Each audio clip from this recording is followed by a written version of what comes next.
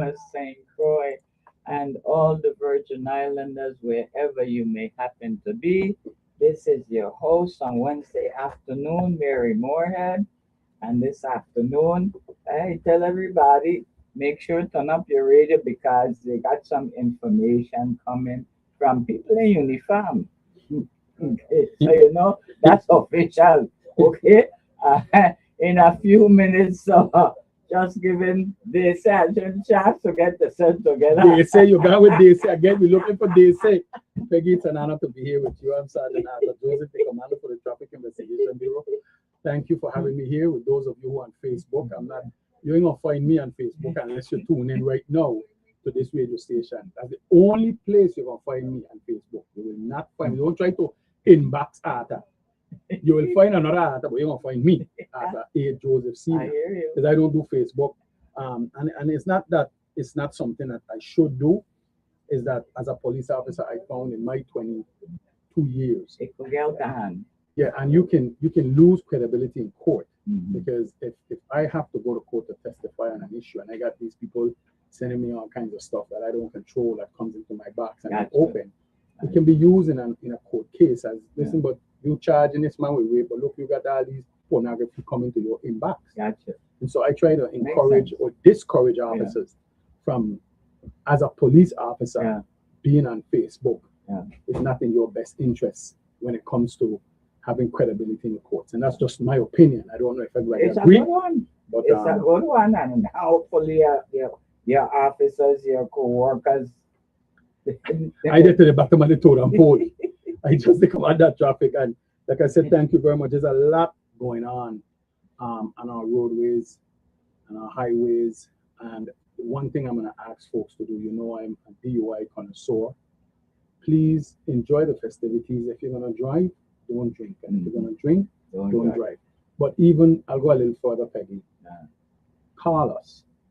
We are here. 911 is not just when your neighbor and you fall out, or when you're having a domestic, or when you want police to come to deal with something as small as your child or whatever.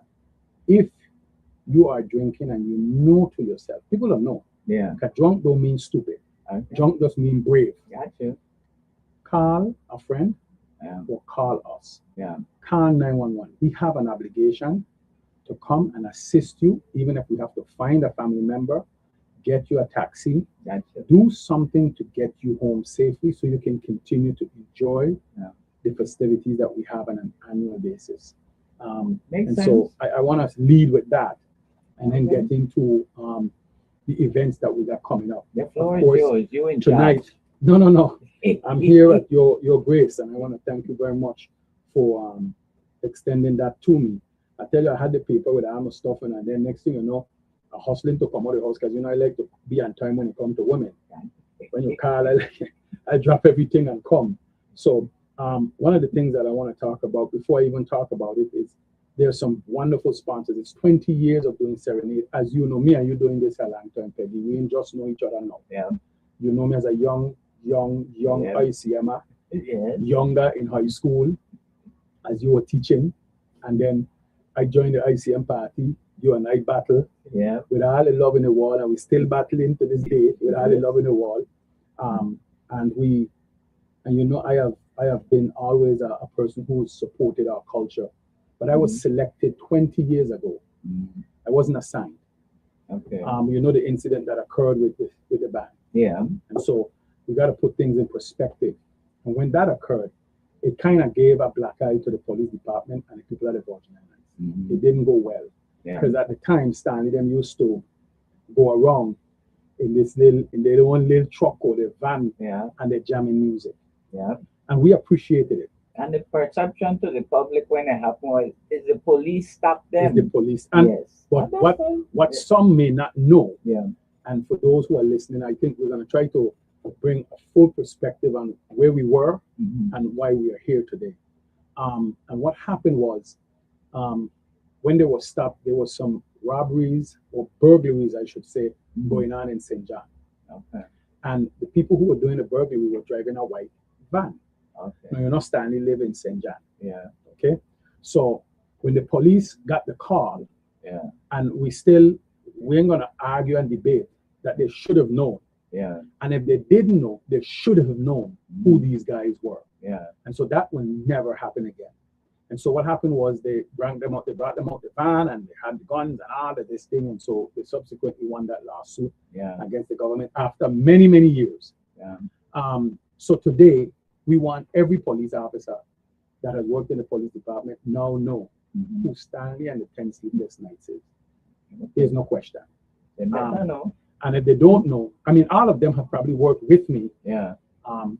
Subsequently to that, Tanya Marie Singh of Channel 12 Right. and our former Lieutenant Governor Aswad Pata decided that we cannot lose Stanley them unless we document their contributions to our culture. Yeah. Unless we document this serenade.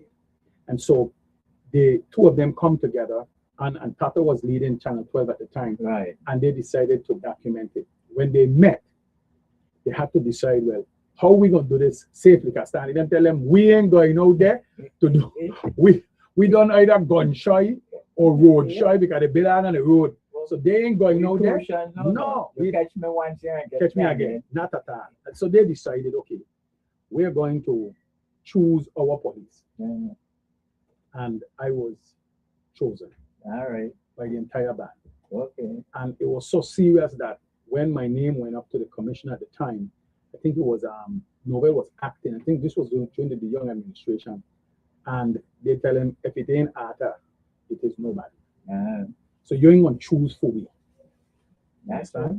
And Stanley them is the only one to be able to tell you why it was important that I. Well, I show you knowledge if I step and think that part of it.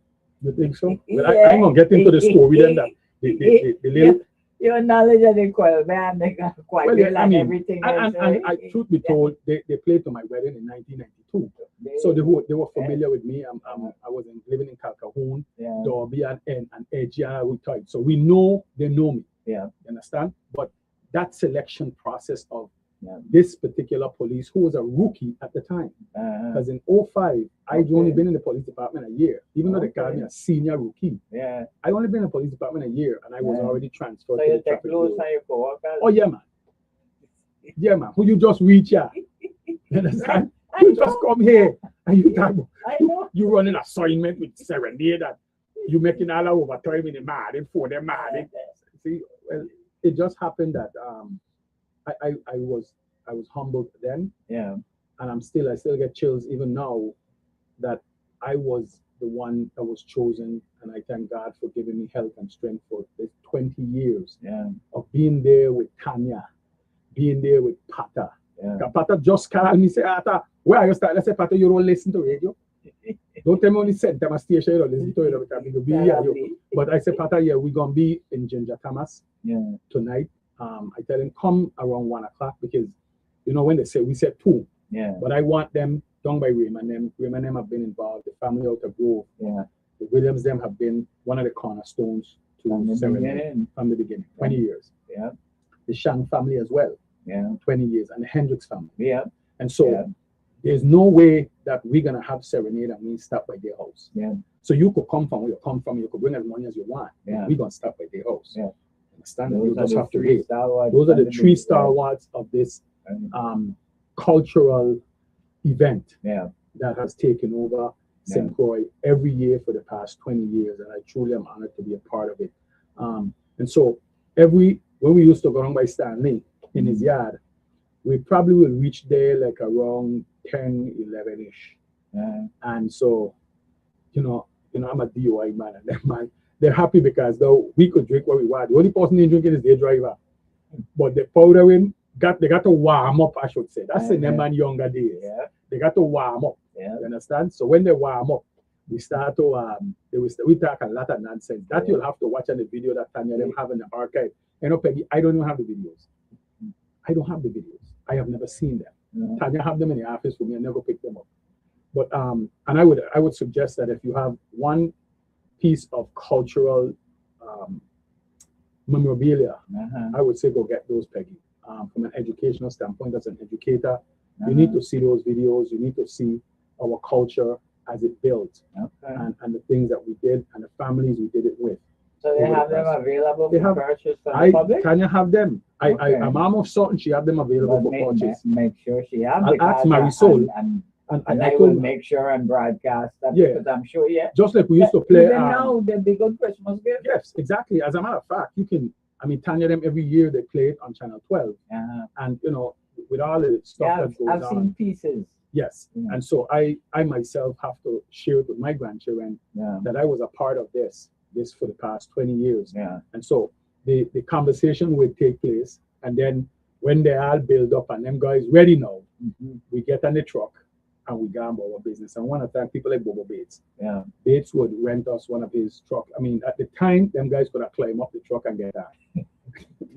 So Kevin had to get a low rider. they still need a step, but it's one step and eat. You understand? So those guys got something that you see now all the time that is lower to the ground for them to go in. 'Cause when they go in, them ain't coming out there. They used to come out. Now they could come out. Yeah. But before, we ain't coming out the truck, you know. 'Cause when them boys go, we coming to go back up.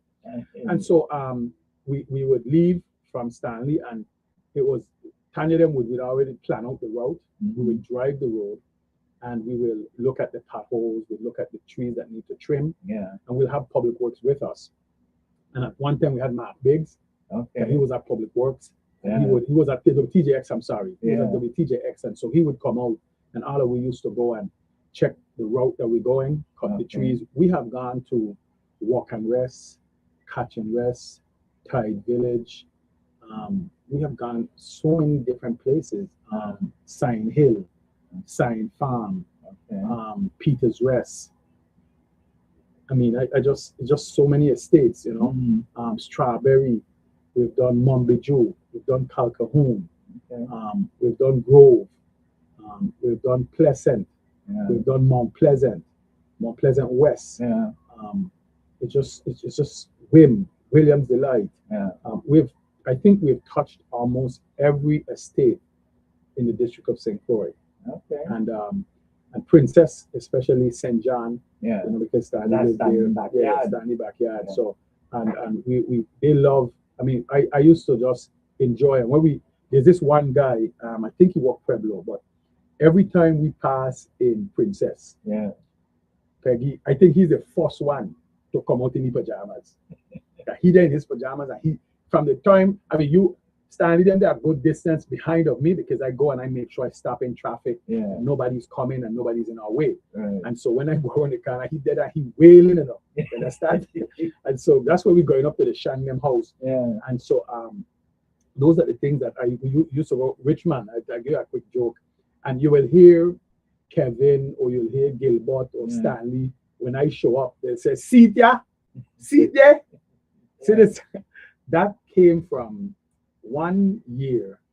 It was Te, it was Branco, Yeah. Dano, all of we were there. You understand? The whole band was in full force. Okay. And so we're going through Richmond by PMP. Okay. Okay. And and this lady is on the side. Mhm. And so they have a kind of tree Yeah. that was overhanging. So we had to slow down. I think we had missed that one. You Okay. understand? So as we slow down and them boys pumping, you Yeah. understand? They kind of slowed down and went to the right Yeah. so that the tree branches don't hit the truck. And this young lady is in her, I think we're on Facebook, right? Use your imagination. It was sheer enough. Okay. It was sheer enough. You Yeah. understand? 90. Yeah. And then she said, see there? See there? Can see there? See a saltfish gone there? No, you could use your imagination when the saltfish gone there. So I went over to the woman. I said, Miss, you go see there. She said, see there? See there? So that's where that actually came from. And we never lived that day down. I could I imagine was the reaction at All the truck. the son, and I was the only police. The only police. So me had no time to stop to do no police work. I just wanted to get started about the area. You understand? So those are the kinds of things that we continue to remember Yeah. 20 years from now, 20 years ago. Nice. That gave me the opportunity to say that as one of the police there, I was honored to actually be the police to start with them and then continue until whenever God called me or they decide that they can't do it anymore. Hey. And so Well, 20 two years trap now. I do every holiday season is the one, that one, and Crucian Weekend. Yes, and That is you my you two. always will be in Frederickston waiting patiently at the top. Yeah. You understand? Because when it first began, we used to go to Grove. Yes. Eh? But then it got to be a problem because the traffic, I want to say, you know Yeah, what? because people want to be, and this is probably the only band that people are drive behind. You understand? People quarrel Yeah. to be up front. You know? Listen, for years I trying to manage this thing. You know, man want to be right. I said the police have to be here. Yeah. You can't be here. But I can't be. But I've been here a long time waiting. I said, but it's not like that. You understand? I hear you. So I know people gonna come to Ginger Thomas, Yeah. and I know they're gonna line up themselves because they want to know what direction you're going. And Mhm. you know, it's always a pleasure to see the groupies, Yeah. folks who are diehard Stanley. Every And I year. encourage folks to go out and get your license plate. I have Yeah. every one of my vehicles, any vehicle I own, Yeah. with the exception of my I taxi. just hear this one. I didn't know about it.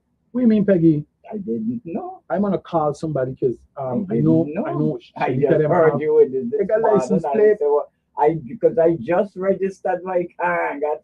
Yeah, no- man. and- There's no other plate. If you say you're a culture bearer and you believe in our culture, Yeah. then this is the one plate. I know everybody have their preference with, Landmark Society and all those different things. Yeah. But I am a supporter of standing attendance this night. So tell the people, where is this available? Since you have Well, I'm mentioned gonna it now. as soon as when we take a break, I will Okay. get some information because Okay. I know off the top of my head, I know one person that I know could Yeah. give us a call and tell us where you can get those plates. Okay. You understand? I have one more left to pick up.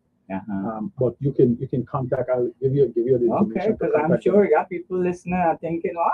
I mean, even outside of the VI, Yeah, people outside the VI could get the plate. You could put it on your car Yeah. if you're allowed, or you could Yeah. just have it on your car as one of your places, or have it in your bar or your restaurant or your home. They driving, they could be driving Minnesota in a car. They're going to put that thing on top of the dashboard.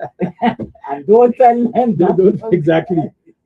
So tonight, because I know people get confused, Peggy, it is Wednesday. It is tonight for tomorrow. Okay, let me get it crystal clear. It's tonight for tomorrow. It's Right now, Wednesday night going into Right. Thursday morning. let me keep it simple. Just Gosh. say to this man in 2 o'clock. Peggy, Mhm. that is confusing. People gonna say, "Well, we done gone already." I got to tell them Yeah. Wednesday night Uh-huh. going into Thursday morning. All right, buddy. Okay, that's when we're gonna be taking this thing down the road to go. And so the west route Mhm. includes Ginger Thomas is where we started, Mhm. and from there we're going to go. The Williams family is our first food stop, Mhm. and their food is always off the Always. charts, always off the charts. All right. They pride themselves on that, and you're gonna be able to trump because what we're gonna do is I'm gonna try to push us off at least 1:15, Yeah. so we don't. I love to give Raymond, and it's 20 years. Yeah. Raymond and me always get out like this. After I going already, I say, Raymond, no, I'm going nowhere. And me want to, he's a big fella. Yeah. So he's a point. Yeah. And then they go, Raymond just have to whistle and he got man down at the car. Yeah. Then I got to call the rest of the police department because Raymond said, Uh-huh. you can't leave Grove till you play again. So I want to be there at around minutes to 2 Uh-huh. so we can tramp and then we can end up by the Raymond M house. Okay. And then we can play for his guests and play for anyone else in that community that comes there Yeah. and stay there at the very least, an hour or more. Yeah. You understand? And then we're going to push off, and from Grove, we're going to hit Mount Pleasant, Paradise, Carlton, and then we went to Wim. I think this is the first time we're going to this group of family, which is Ventura, Santos, and the Thomas family. That is Carlton. So you got to come up from Melville there and say, Yeah, Carlton because- Road because yeah, the bridge The closed. bridge closed. Yeah. So, and the road in Williams Elite, we don't put the band over no speed bump like that. So we have gone through Williams Elite. You Yeah. understand? There was a point we went through Williams Elite, but Yeah. as they get older, it Their gets school harder. bumps are higher than the ones Than in the Carlton. Carlton. The ones in Carlton. Well, they know Yeah. the ones in Carlton. Carlton. So And- yeah, they're yeah. built differently. And Yeah. so we're going to end up in Carlton by that family, and then that's another food stop.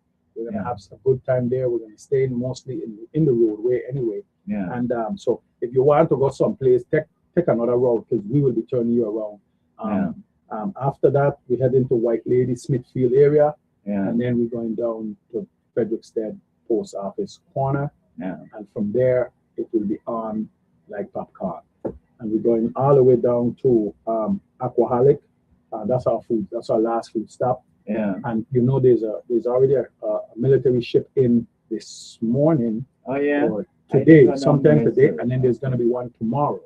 And so Okay. we're quite busy. And so when we're done with that, we're gonna be Yeah. opening the road quickly so that we Yeah. can allow for traffic to flow. Hello. I know you said you're going down the road. No, I quickly. said we're gonna open the road quickly. No, we never go down the road quick. Peggy, I get accused. I got accused. I just wanted to When clarify. is- I hear the word quickly. No, you see, that's the thing. I just wanted to clarify. No, we ain't going on. We chipping going on the road Oh, all right. at senior citizen pace. All right. How what that's good enough? Yeah, that's good enough. Okay. After Yeah. after we pass the bridge, Okay. we will be opening the road quickly. All right. As a matter of fact, we'll open the road as we go down. Uh-huh. However, we're gonna stop and courting off over by Aquaholic Yeah. to ensure that we continue to celebrate until it's time for You us got to- a little Pascal last year, you know. We was telling that man, you ain't see got the dot section you could drive through the old Martin but the baseball field. yeah. Because hello, Sandy was still jamming and we been in the road that No, we and gonna people looking to drive through. well, they're gonna have to figure it out. Yeah. But until the ban finish up, Uh-huh. 'cause this is our 20 years. Okay. And so the law gives me the authority to keep Put the a little road extra. closed as long as I want. Uh-huh. But I'm gonna be reasonable. But Uh-huh. it's 20 years of celebration. We lost them for a bit. It was like a little over 10 years now Yeah. that we Yeah, lost yeah, Stanley them. yeah. They did not do it. And so we're gonna blow it up in 20-year fashion. Yeah. And then after that, we have the 19th. It's gonna be Mid Island. Okay. And so I could tell you now, Mid Island information is out there, but we're gonna stop over by Meadows, and so you'll have an opportunity to join us Mid Island at the Meadows, and Eddie Schuster. We're gonna be at the home in Eddie Schuster in the Meadows, and so that will also start in Ginger Thomas, and then we'll continue up towards. He's the first stop, and then we'll double back. You understand? As we continue to celebrate our 20 years of Crucian Serenade here in St. Croix. So Well, I think we're gonna take a quick break. Yep. Thank you very much, Josh. And then I will get the information where you can get your license plate, and we'll be right back. Right? Definitely. Thank you very much.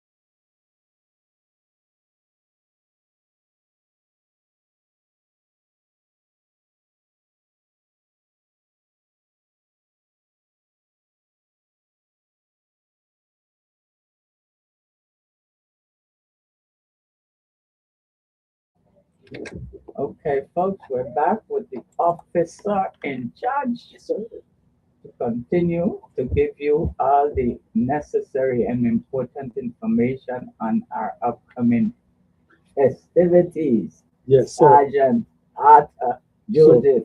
Hello, let me give yeah, go you ahead, go your ahead. full No, thing up. Oh, you're right, you know me, I ain't too important, but I just No, you you know, important, you important. Like, you didn't just say people that want to get to the front of the trump and that kind of thing. That makes me important. listen, I got to say we talked about the license plate, Peggy. So Yeah. I'm gonna give you this number and you can repeat it to our guests and put it up on Facebook. You can contact Sharon Hill at 340-514-6035. So if you're in the States, you can just call her to that number and she has a lot of plates. They go fast. So now that we put it out there, Yeah, then they're we'll going to pass that. speed up to go faster. And you just contact BMV and they'll help you transition those plates onto your vehicle. I know that Senator Borquist is working on, because usually you have to pay annually a fee to Mhm. get the plates. I think what he's doing is he's going to have the fee waived from BMV. So anybody who has that cultural plate Yeah, continue to promote culture, promote Stanley and our music, yeah. the cultural bearer for our music will be exempt from that fee. And so I think that's Borquist is pushing to have I his looking at, colleagues. I think a percentage should go to standing and scholarship, Well, you know. Well, you know, Then if they you, continue with those them, are things that them, can them be they done. pick a man and But that's where the money going. The okay. money for the license plate Yeah, and Stanley them BMV, who's a sponsor as well, is yeah. putting out a registration with Stanley them in the Silhouette. Okay. And so there are things happening. And so I think the directors are always supporting waiving the fee that you Yeah. have to pay annually. That will boost the amount of plates that is sold and goes to Okay. the scholarship fund in the name of the Stalin the 10th Lieutenant. Like All that. So I thank Senator Borquist and Senator Clifford Joseph for supporting Okay. such an idea to put so once you have those plates, you're exempt from the fee, the annual fee to pay for You just personalized redeem plates. Borquist a little bit with me, you know. Well, listen. No, because I have actually come with this food, fish and food. Well, You think for sometimes everybody, you and I have tell to give them an two shanga opportunity. more than fish and food. Wow, lucky Peggy, we eat. Peggy, let me You let me just help me Yeah, you a agree. Yeah. little bit. a little bit. A Okay, little bit. Borquist, I just help you a little bit. But he gonna be by the Ventura farm. He gonna be there tonight. As a matter of fact, he gonna be down there. So I know you didn't think while listening. Let me do something, Peggy. Go ahead. I want to thank some major You sponsors go ahead. for the Serenade, which is the Virgin Islands Department of Tourism. So thank you very much to tourism and all their staff, Jennifer and her staff. I want to thank as our gold sponsor the Virgin Islands Lottery, of course. Serenade with that, and once you put Raymond someplace, he gonna make sure he utilize whatever power he got to support his Mhm. culture. And so and you may not agree with Raymond in a lot of things, and whether you agree with him or not, he don't really care. But one thing I could tell you, him and I gonna be on the same page, and we're gonna be in the same battlefield when it comes to his culture, Yeah. when it comes to our culture. Additional sponsors are the Virgin Islands Economic Development Authority, Okay. the Virgin Islands Water and Power Authority, Mm-hmm. Cape Air, Caravelle Hotel and Casino, and the Virgin Islands Bureau of Motor Vehicles. And so those are some of our sponsors. I'll continue to mention them and tell them thank you for their support. And I would go back now and tell you what we got going on tonight. Of course, you have tonight, like I said, Peggy, going in Wednesday into Thursday. Morning, So if you get up around 11:45 p.m., it's Yeah. easier when you start to tell people, hey, who don't work night shift. And you yarn, you get your eye clear out, yes. you take a nice shower, you sit down, you watch some news or whatever you want to watch. By 1 o'clock, don't drop back to sleep, because you will be hearing us on the 19th. I hear you. And I don't want you to say, well, after you should have called me. We give you the information. If you feel going to drop back to sleep, get in a car, drive down to West, and park up. Because that's where we're going. Exactly. That's exactly where we're going. Yeah, Or you could come grow. Need that one. We're gonna start off at Ginger Thomas. I know the West routes, it says 2 a.m., but like I told you, I will be moving them a little bit early because I want to get to Grove to give Raymond them their due for the contribution that family has made. You know, they've had some losses and stuff like that. So this celebration of absent one of their hallmark, one of their cornerstone, their cultural bearer for that family. They you know, and so we're gonna, when we're done with Raymond Williams and the Williams family food stop, we're gonna go to Mount Pleasant, Paradise, Carlton, Wim, the Ventura, and the Santos and Thomas family, and then we go White Lady, Smithfield, and then a tramp from Frederickson Post Office, and then we're going straight down to Aquaholic, and that's where we're gonna have our last food stop. There's some other events. Again, I'm gonna circle back to the serenade, but we have stuff going on Friday. The Crucian Cultural Group in Christiansted have their annual, I think there's 7 years of tree lighting. And so that's going to be taking place in Christiansted. There's going to be some road closures. Now, if you know anybody that on King Street between King and Prince, and Chuck them will tell you, don't park there. They're going to tell you, don't park there. The credit union know they're going to park in the parking lot, and they know that when they finish, I'm going to let them out. Don't park on King Street between King and Prince and King Cross. If you don't know what that is, the first four-way intersection, or the first crossway, I should say, I didn't 4 ways, only 1 way. The first crossway intersection that you come into after Sunday Market Square in Christiansted is Prince and King Street. Okay? You know, Prince Street run all in front of St. Mary's Catholic School, come all the way down towards the Ruby Emeralds housing community. You know what I got? You understand? And so when you come there by Bougainvillea, don't park there. You're going to see some signs that said don't park. Don't park there. Because the people them have to make the left turn to go down and then go around and come up on King Cross Street. And so we're going to be enforcing the traffic no parking enforcement laws from there all the way up to the King and King Cross, where the Florence Williams Library is, from 1 o'clock, and then we'll shut it down so that the vendors can come in. And so that event is Friday, starting somewhere around 6, 7 o'clock. Of course, fire EMS have to come in, so we want to make sure that the road is clear, that we park the fire EMS. And I know you have that little side road right there. Fire EMS can be in there, so there's no parking inside there as well, unless you're in an emergency vehicle, because if something happens, we need fire EMS at the location, so we don't have to call for them. And then on Saturday, you have the boat parade.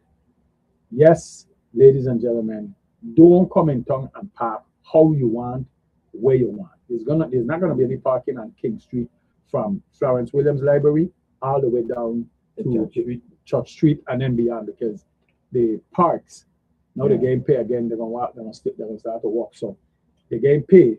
So don't park, because what we're gonna do is the taxi drivers are gonna be allowed to come in that way off of Hospital Street and drop who they're bringing their guests, or visitors, or people who use taxi to come into town. And that's your best bet. Come in, drop them off, and they'll pick them up there. So the only people that will be able to come through and come straight up past the officer who's gonna be down there, and I'm gonna be down there as well, is taxi and emergency vehicles. So that we don't have, because you know, when you have a mass event, we gotta always think about something going wrong. And so police need to be able to be in a position to control the narrative when we have these big events. And the boat parade, everybody wants to be on the waterfront. Everybody wants to be on the dock. Everybody wants to be up front. You can also go to Gallows Bay and watch the boat parade. You can go over by Panchi then. You can go by the dock over at Gallows Bay. You can go over by Little Bay. You'll see the boat parade. And so we're talking about the traffic in town. Park reasonable is you're going to be told. Because once we come in town and you park on a curve and nobody can turn, you're going to be told. And so just call 911 and they'll tell you where you can pick up your vehicle. And I'm going to say this, towing ain't cheap. Towing used to be $25. Then it went to $75. Then it went to $100. Now it's more money. It's like somewhere around 1 and change. And then they got holding fee. So you don't want to be told. Okay? So those are the 3 events that I know the Virgin Islands Police Department is asking for this community to participate in, being reasonable. And And I said, we started out saying, if you're going to drink, don't drive. If you're going to drive, don't drink. The Office of Highway Safety, you can contact them and they will tell you what you can do. Call us at 911. Yeah. We want no one to be hurt at no time during our festival season because it really brings a damper to the whole process. We're going to have a lot of people here in St. Croix because we have 2 military ships Yeah. that are going to be docked in Frederickstown and a cruise ship Yeah. that's going to be docked as well. So we got to be able to, we've been asking for it. We've been asking for it, and now we got it. And so we have to put our best foot forward Mhm. and welcome our guests. And then you have of course, Peggy, you know, you're going to see me there. Don't harass me. On the 21st, we have a family that's been in business for 125 years. Armstrong Ice Cream. Oh. You don't remember? Hey, Guava Berry Day. Yeah, Guava Berry Day. Hello, I don't make my order yesterday. Oh, yes, you can place your order. Yesterday was the first day to So make when you order. come, we're going to just And hand it to you. You don't want to hear no Yeah. nonsense. I did a long time. Peggy will come with a chair. Park herself in front the door. And when I say you to got to the move, side should I of the say, door. Peggy, we going to this again? Or Peggy, I come back to move. If I move, I in front to no after because I've been here. Jesus, bread. It says you only lies the boy to the hardest. You all lies the boy to the hardest. But yes, Armstrong Ice Cream, 125 years. His family's been in business. He's been doing Guava Berry Day since 1996. That's something. And so 29 years Yeah. of Guava Berry Day. We're talking about 20 years. Look at our culture and the people who continue to push it and continue to stay. We hope it lasts forever, but we know the reality is it will not. So come down on Sunday after church, but place your order now. Yeah. So all you got to do is pick up and Yeah. keep it moving. Understand? Miss Myers will be there. Miss Yeah. Myers every year. And you know, Guava Berry is something that's very, very hard to get. Yeah. Me asking, it's getting harder and Yeah. harder. Because people just cutting on the bush and they know when they know cut they it cut down. it Yeah. Valuable. The majority of what used to be out now outside gone. I don't know. When you taste a guava berry, you know who makes a good guava berry tart? Stanley's daughter. Oh yes, I've heard about it. That I think is that's our government name. I don't know. Yeah. And let me tell you, it's hard to get it. Yeah. And so it makes it a little more expensive and Yeah. it makes it a little more demanding. Yeah. And so anybody that have a guava berry, if you don't know how a guava berry tree look, Yeah. you know, you need to find out. We could get some folks that would show you what it looks like. Yeah. And some people have the yellow. People don't use the yellow like that. Yeah. People use the purple. So you can't just grow it in, No. because you have to be in a sort of a moist Climate. area. And Yeah. the oxygen in Like the back soil. up in the is- hill by Grove and Yeah. out on the outside. Yeah. That's where you got to be. Yeah. So, you know, we cherish that. And so you have Coquito Fest. Yeah. That's coming up the week after, you know, with Diaz and the whole Chicken Shack family. Yeah. They're going to have their stuff going on. And so, Peggy, I believe that we need to have a depository of events because, you know, St. Croix start to jump start in October. Yeah. And so that everybody can go and visit all these events and we don't be all trying to step on each other or fight for the same crowd. We should have a depository where you said, okay, if you will have Guava Berry Day, you can have an event, but it has to be after Cedric Guava Berry Day is over. But you see, if they think properly, the festival unit that they have under the Department of Tourism should exactly be extend to controlled. that, because festival is December, carnival is May, April, May. You know, July 3rd celebration, July 4th celebration is July. So it's just those 3 days. They can extend to do that depository that you're thinking about We need to, and because organize you things. had the Lechong Fest. Yeah. You had the Coconut Fest. Yeah. Both on the same day. Yeah. Understand? And so Yeah. the reason why I would like to see that is because it stretches our resources, our police resources really, really thin. Yeah. Some of Yeah. us have to split ourselves to go from one event to the next. Yeah. Understand? And so with the more cruise ships that we have coming in, Yeah. with the military being in the Caribbean and refueling them Yeah. and giving them water and giving them food supplies when Yeah. they come in, it's important that we control the narrative of the Yeah. events that we have. But it allows us to give support better to our local festivity. 'Cause like for instance, you talk about the tree lighting. That's Friday. Yes, that's Okay. right. Friday, they have big basketball tournament. I have to go my granddaughter playing. Okay. Yes, Yeah. and so better You planning, see, better planning, we and then always want we had all these things things because they don't have a tournament too wrong at fair at time. fair time. You and, know, and so and I always wonder why they do that. how would the children know their culture and how they know how to enjoy themselves and the fruits of it? Some of the schools that participate, so they don't even see some of their displays Exactly. because you got them in a Yeah. tournament. Understand? The tournament should be before the ag fair, so Yeah. they can come there to this family event Yeah. during the time that we have the ag fair. And we get more money from the Centomians. Call they come twice. Because they want to come for the Christmas festivities. Yeah, And they have to come with the children there in any tournament. So make them come twice and they got money can let them bring because it. we don't go sit Thomas on a regular. Yeah, so yeah, But that's you in the position to offer that suggestion in the right place. Peggy, Yeah. I tell you, I am Man, at the people bottom. respect uniform. They should respect people. Yeah, Because but they respect uniform- uniform. The uniform is what I wear. But if I am a bad cop wearing a very prestigious uniform, I'm still a bad cop. I hear you. And But if you're I a ain't good gonna have cop, them kind of put you all over Facebook. well, they ain't gonna get. I have been blessed. I've been blessed, Peggy, to have been in places in this police department and had opportunities to meet a lot of people and learn really what my role is, not just as a cop in the territory, but as a cop in the Virgin Islands and in the Virgin Islands Police Department. It's difficult to see what's going on right now in St. Thomas, but we're not gonna let that stop us from focusing on our culture Yeah. and focusing on making people enjoy the season, Yeah. the seasoning Yeah. that is giving and loving, and where people really come together and Yeah. rest on the rest of it. We could talk about them things the rest of the year, but Yeah. for now, we had a wonderful event, the Crucian Christmas Festival group with Vivian and all those folks, Yeah. and all those folks who work hard. You have Miss Shandy, some of the same people, Pat Brown, those Yeah. folks come together. Yeah. Josiah Tensalda, those folks come together and they put on this parade, Yeah. the mobile lantern parade. Yeah. And they put on a pedestrian parade Yeah. for Christian State Town. You understand? Coming from Bassin Triangle, coming from the Yeah. Carter Richard School, and it was a wonderful. And then GRS had an event. I didn't. You were there? No. That's got something to do with the chairman of the board. Oh, Peggy, the GRS had a big party. Uh-huh. The chairman of the board is a problem with me.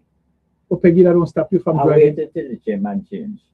You'll wait and then you come to the party in I Times come, Square. and then Time- I got to The anything for retirees, GRS. them had a ball in Yes, Christian I'm State sure Town. they did because I get to notice and I make sure send it out, in case everybody didn't get it. That was a wonderful. I knew Miss Flood was telling me after got a function, but I didn't really remember she telling me it was GRS. And then Yeah. when she saw me, she said, and I tell you it's GRS. When I saw Asia and all of those guys, and Nico, I said, wow, and I was happy to shut down the road so they can come in Yeah. and set up right in Times Square. And it was in partnership with Diana Yeah. and those guys from Senkoi Foundation. Mhm. So it was a wonderful event. I, I was tired, uh-huh. but I stayed there till 1 o'clock to make sure everybody got out, and you had the vendors then that were there, and the children especially were all full of lights and enjoyed themselves. And so this weekend you have Friday, you have the tree lighting, which is Yeah. a combination of, I think that's Wanda Viale's event. Yeah. She's a part of that. I think she chairs that particular event, Yeah. and so that is expected to go well. And so we're looking forward to. I know you don't come up there anyway, so you don't get you out of any state to. I'm tired of them asking me why doing in Christian side. You tell her where there's culture, there's Peggy. Eh? Well, hello, the same cry. It's exactly. And so Saturday is the boat parade, but like I said, we're gonna have the serenade, the Yeah. 4-day morning serenade, come tonight into tomorrow. So I gotta go home and get myself dressed and stuff like that, so we Yeah. can come back out and be prepared to provide the necessary safety and security for Stanley and those who are participating in the event. We're gonna leave in Ginger Thomas somewhere around 1:15. We're gonna get to Grove and we're gonna spend the rest of the night, most of the morning in Grove, enjoying ourselves. Then we're gonna go down to Wim, enjoy with the. You're going to have some Santos extra family. traffic because, like I said, it's a tournament, so I expect that there'll be quite a few St. Thomians in the place. And they can come on down because given, whatever is allowable inter-island. Inter-island travel is a problem. Yeah. But I don't know if they got a boat for the weekend or whatever. But and this is why for decades I have been arguing to get this ferry for St. Croix St. Thomas. Okay, because we can't depend on air transport. And there are things that all of us want to go back and forth sometimes. We have a lot of young men that want to be the noble boat, send them to captain school, support them becoming captains and first-hand deck or whatever, deckhand or whatever you call them, and create opportunity for our young Virgin Islanders. Let the money go to GRS, let it be a part of the government. Manage, you could contract it out, but let it belong to us. Well, you understand? The last word they say will come in. Who tell you so? They say, don't tell me they say. Peggy, Mary Moorhead. Nah, I'm going to put it more accurate. It was really one of the governor's press, what's the name, because it was said that the government, Public Works, had made arrangement after they finished with the St. John one, that we supposed to get a 300 passenger, and which was confusing to me because they included the vehicles and the size of what that would have to be. To me, I said somebody saying something that's not necessarily accurate. Because yes, we want a passenger vehicle ferry. Right. That you have in St. John. Yes. Right. But but I don't think the 300 passenger part is one for me. If I say you're going to have car vehicles, I don't think you have less car. You have more cars that can move between St. Croix and St. Thomas than your number of people. So if they had, I would say 100 passengers. Not necessarily enough, because little that is known, the opposition to this whole thing, why we haven't had this ferry for quiet as it's been kept, is because I understand the St. Thomas business people did not want the competition of when cruise ships come into St. Thomas, and then your visitors would rent a car or come over to St. Croix, spend the day to go back to catch the ship in St. Thomas. But that's just that money stays right here. It's about commerce. I tell them about it. It's about commerce. We tell them all the time. We're not competing. Hello. We're not competing. We do compete. That's St. Thomas. They just those people they like to have it. That's why I said let it just come and bring the money then. So Peggy, I want to thank you very much. I have a lot that I'll come back and well, just do me one favor. Do the whole complete rundown while you quick before you leave. Okay, folks. So listen up and have pen and pencil. You gotta write down something because some people they want to do all. Well, I'm gonna start out saying if you're gonna drive this festival season, don't drink, and if you're gonna drink, don't drive. But if you're gonna do what you want to do, don't be stupid. Call for help. Don't think that you doing this for a long time and nothing never happened. That's the time that something does happen. And if you love your family, but even more so if you love yourself, don't be stupid. Because when you drink, you're not stupid and you're just a little more brave. You could get well up, and you got people when they drink that'll get up, but you're in so stupid that you can't say, you know what? All right. Drive me home. Go with the key. You understand? And so that your family could see you another day, because they just your family. Advice. Because many times we got people that don't even know you, but they say something, careful, don't park there, going too fast, whatever. Just listen. Just listen. And listen, if you have a friend and friends and family members, if you're telling him don't drive and he drunk, you call us. Because we'll deal with it. We'll deal with it. We got something we can do to help him protect him even from himself. Because sometimes people need protection from And themselves. that's good advice because sometimes it jeopardize the friendship when Yeah, but you want that's to, okay. I would yeah, lose a friend, yeah, lose me as Yeah. a friend, because Yeah. if I tell you what is right yeah, and you don't want to hear it, then take me off your Facebook page, yeah. take me out, because I don't need you for that. I hear you. If that's the type of friend you're looking for, we Yeah. could help you find them. Them that encourage you to kill yourself. Yeah. But what I'm concerned about is when you're gonna hurt, because usually you who drunk ain't hurting yourself. You're hurting somebody else's family Yes. that went out there to do have a good time, Yeah. that wasn't drinking, Yeah. and is lose their family member because of you and your ignorance and your foolishness. Yeah. And so that's why I'm glad that now they have changed a lot. It used to be no more than 5. Now it's no less than 10. Okay. So you're doing 10 years. Wow. And if you're intoxicated, you Yeah. understand? You're doing a minimum of Yeah. 5 and a maximum of 10.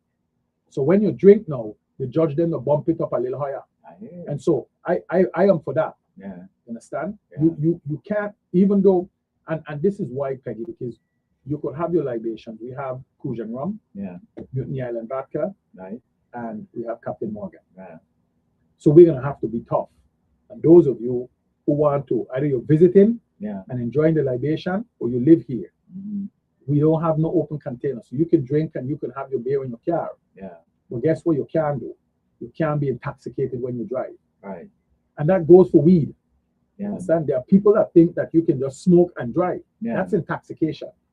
I Okay? hear you. Look at Title 2466 of the Virgin Islands Code. I've done it Yeah. long enough. I could recite it for you. You Yeah. understand? So, because you can, we have, I think Positive them were able to successfully to do away with the minimum where we can arrest you and or now we can fine you. Okay. They decriminalized the use of possession of marijuana in the territory, and so there's some things that we can do. Uh-huh. However, they didn't educate them full enough to know that if you smoking marijuana and you're driving, you're intoxicated, my friend. And if you get in a crash and someone dies, that is also chargeable.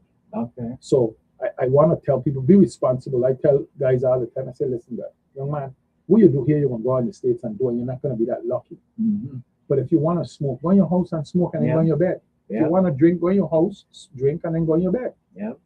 So I'll give you the rundown, Peggy. Okay.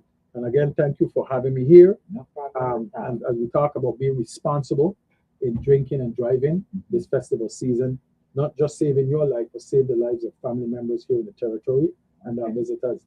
Okay, Peggy, major sponsor, the Virgin Islands Department of Tourism. Mhm. Thank you, tourism, on behalf of the Channel 12, their staff, and Tanya and the whole group for sponsoring our culture.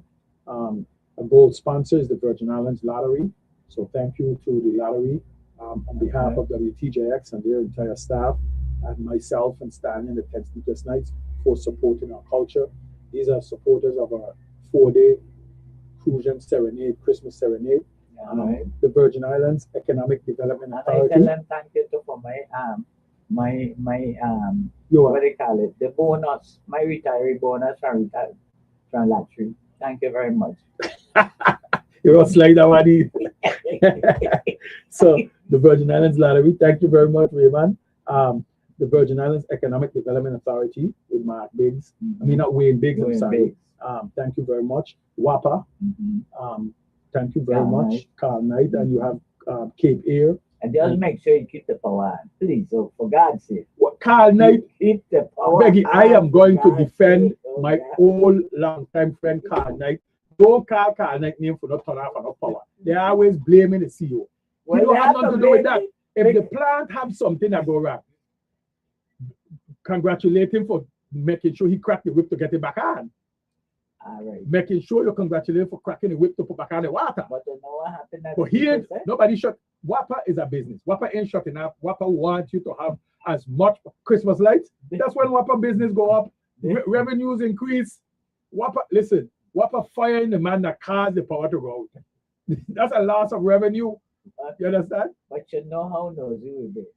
He was supposed to come on Monday after he got this long time there with that power outage. He was supposed to first thing Monday and say, people, sorry. But this is what it was. It's now regulated. It's okay. and thanks for your patience and your understanding. He ain't tell we nothing. So Fine. it's like people thinking, Well, I I can't wonder if it defend. happen again. I can't defend that, but I can defend this. He will not be involved in us losing power or water.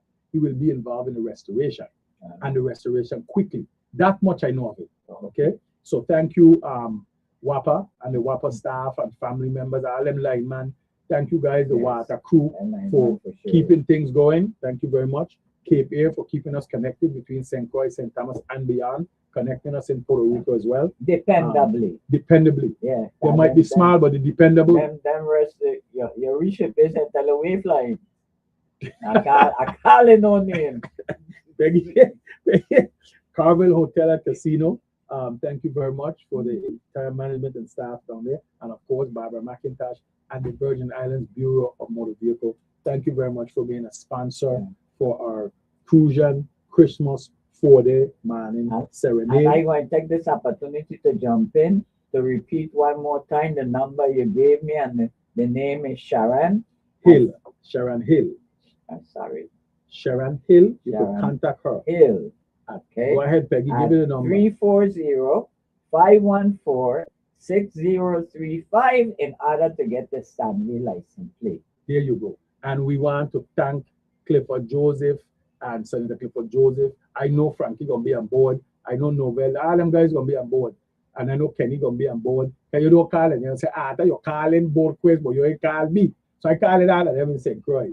Understand? To support the initiative by Senator Borquest to make sure that we waive the fee, the annual licensing fee for personalized plates once you have that cultural plate that belongs to Stanley and the 10 Sleepless Nights. Because once more people buy that plate, is the more scholarship money goes to the TSK group, and that group now will pass a lot out to our children in this community, especially for things like music and having our culture continue on. They want to play banjo players, they want you to play the flute, they want you to play the guitar, the drums.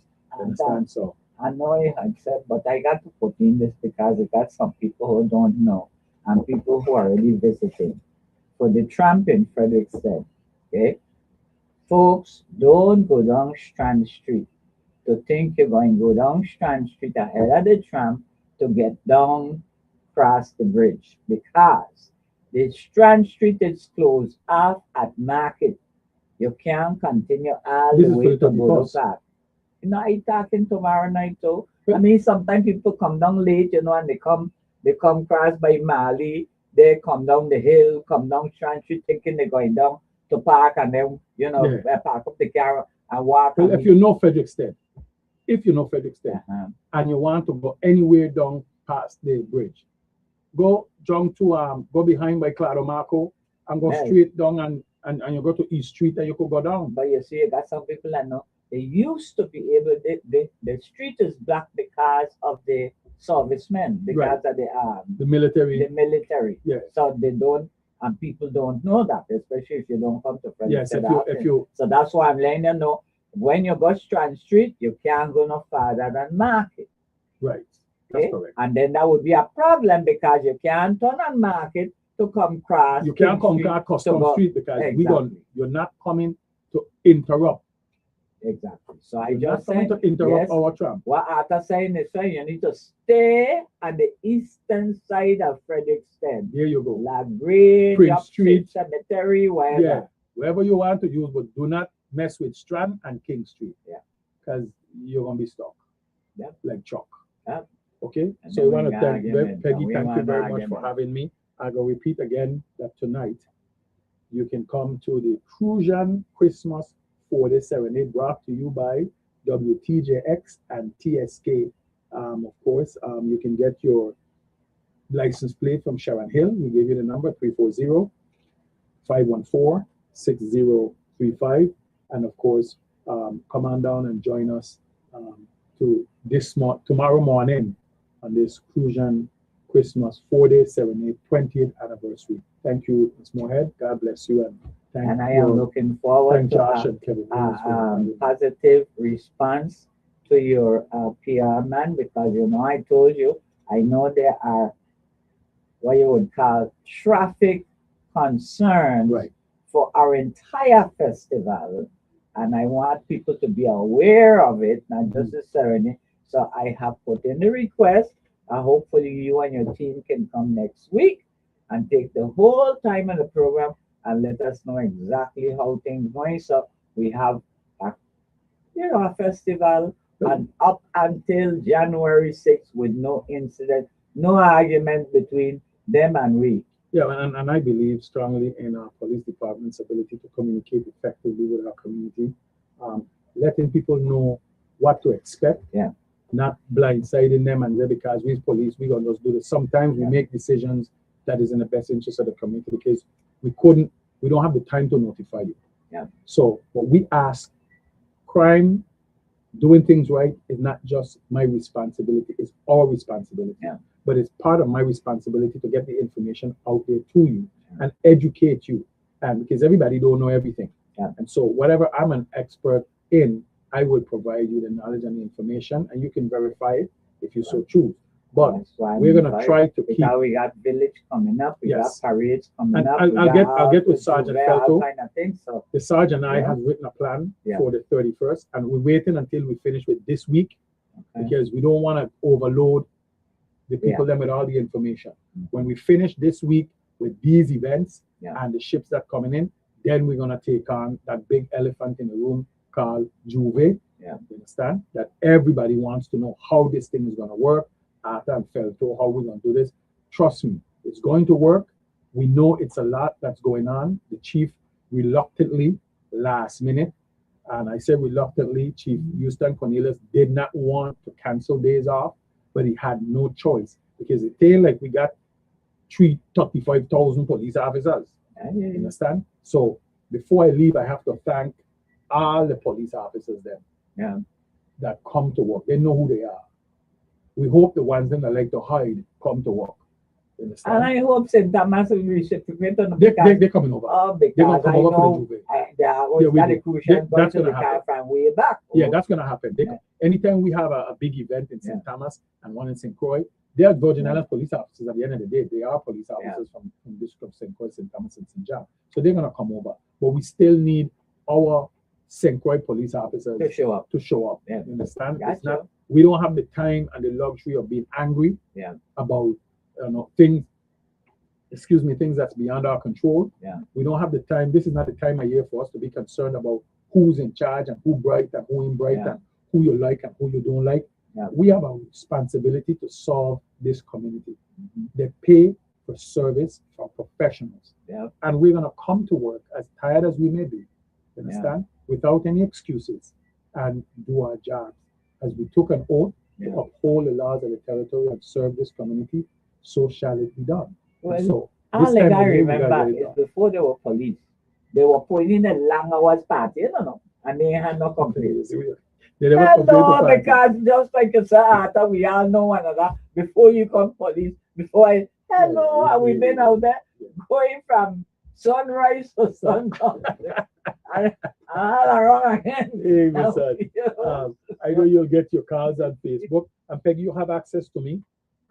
You can call me at any time and I will be able to respond. Anybody had any questions that may have come up in our All I conversation? ask him is see if we can make this happen next week so we I'll can talk get to the Mr. Glenn particulars concerning all the other parts of the festival. Yes, Because, and like you I know, said, I sure they got things like I said with the village, with the parade, with the this, with the that, you know. I'll bring the man. The sergeant, Kirk Felto will come with me Yeah. and we'll talk about the traffic Mhm. portion. We'll talk about the village, how it's going to be in Frederickstead and what we expect Yeah. to happen in Christianstead. Because, we still have, while a lot is going on in Frederickstead, we have the other part of the island, which is Christianstead, to take care of. So he may be in Frederickstead doing one thing, and I may be in Christianstead doing another thing, or we may come together and make sure everything is safe down in Frederickstead. But there is a plan that we wrote. We collaborated and wrote a plan, submitted it to the commissioner for his signature and the chief. We signed it, and as soon as I think they sent it on to the festival committee and tourism, so everybody will be on the same page. We know that there are vendors that have questions and concerns. I Yeah. can tell you after that with a plan that we address those concerns. So next week, when we finish with the Crucian Serenade, we're going all the way down to the 23rd is the last day of Yeah. the Serenade, and I'll tell you, the 19th is the next date after the 11th. Yeah. The 19th is Mid Island, And then after the 19th, so next week I'll give you more information on the serenade on the 19th and where it's going to be and what you can do to come out and enjoy the tramp that's going to take place in the Barrack Spot Strawberry area. And then after that, we'll talk about the 23rd, and that tramp will take place from Sunday Market Square all the way up to WTJX, and which family is the Sham family, and they always round out the serenade, and the Hendricks family. We want to thank them both, the Williams family as well, and the family out of Winwich, Ventura, Santos. I will keep it professional. I'm going to remind you about the handcuffs. Peggy, I said, okay, well, if you don't, you have to remember. I just Peggy, you know, I'm not gonna say that you didn't like. You know, you talk about what you like. People talk about what they like, you know. Handcuffs was your first time. Second. At your age, you're getting it. You wanted that all your life. You wanted that all your life. You just didn't want to come and retire to get handcuffs. Look at that. All your life you avoid handcuffs, and now you get it, and you can't stop talking about it. Anyway, have a nice day. I'll be on my way. You finally get what you've been looking for. Maybe it might not have been the man that you want to put them on you, but you got them anyway. You got them. My God. Peggy, thank you. Josh, thank you guys. We understand each other. Yes. Peggy, love you, baby. Take care and God bless, okay? Thank you for having me. Good night. Good day to you and your Facebook listeners. And I hope to see you next Wednesday. Yes, you will. Yes. Okay, take care. Okay. All right. Good day. Be safe out there. Right. Yes, folks. This is where we are, WSTX.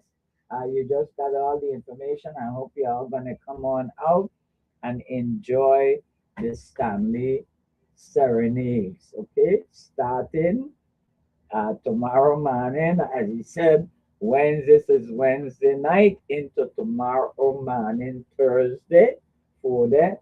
And that is the first one with the one going to West. Yeah, I going down and do my usual park up down on the village side and just walk up and meet the tram to the top of King Street to come back down. That is my little part there with the Stanley Serenade. And then come Christian Rican Day. Now that's the big one coming down Christian's Day. But folks, that was the information there. Now we're going to wait up and look out for there's call-in information, okay, that's going to be happening, and this is waste management, because they have a lot of information that waste management wants to share, and Ms. Nichols is going to be calling shortly to share that with you, okay? Because with all the holidays, waste management, the Anguilla closes certain time, the convenience centers close at certain times and whatnot. So Ms. Nichols is going to call sometime this afternoon to bring everybody up to date and give you the information on what's closed and what's open. I wonder if you all saw the article, because I did sort of skim that, where the new director, and pardon my recall, I'm sorry, I don't recall his name, the gentleman who is now the new director of waste management, pointed out that financially, okay, we always know waste management have financial problems because there will be times when they can't pay the waste haulers, but it seems to what it's pointing out is it's really dire to the point where it might be a problem for the continuation of waste management on the whole. And he is encouraging for the fees to be put in place. Now, I got no problem, and let me explain why people, as I understand it, okay, we are probably the only location in the United States that pays absolutely nothing for waste collection, okay, and disposal.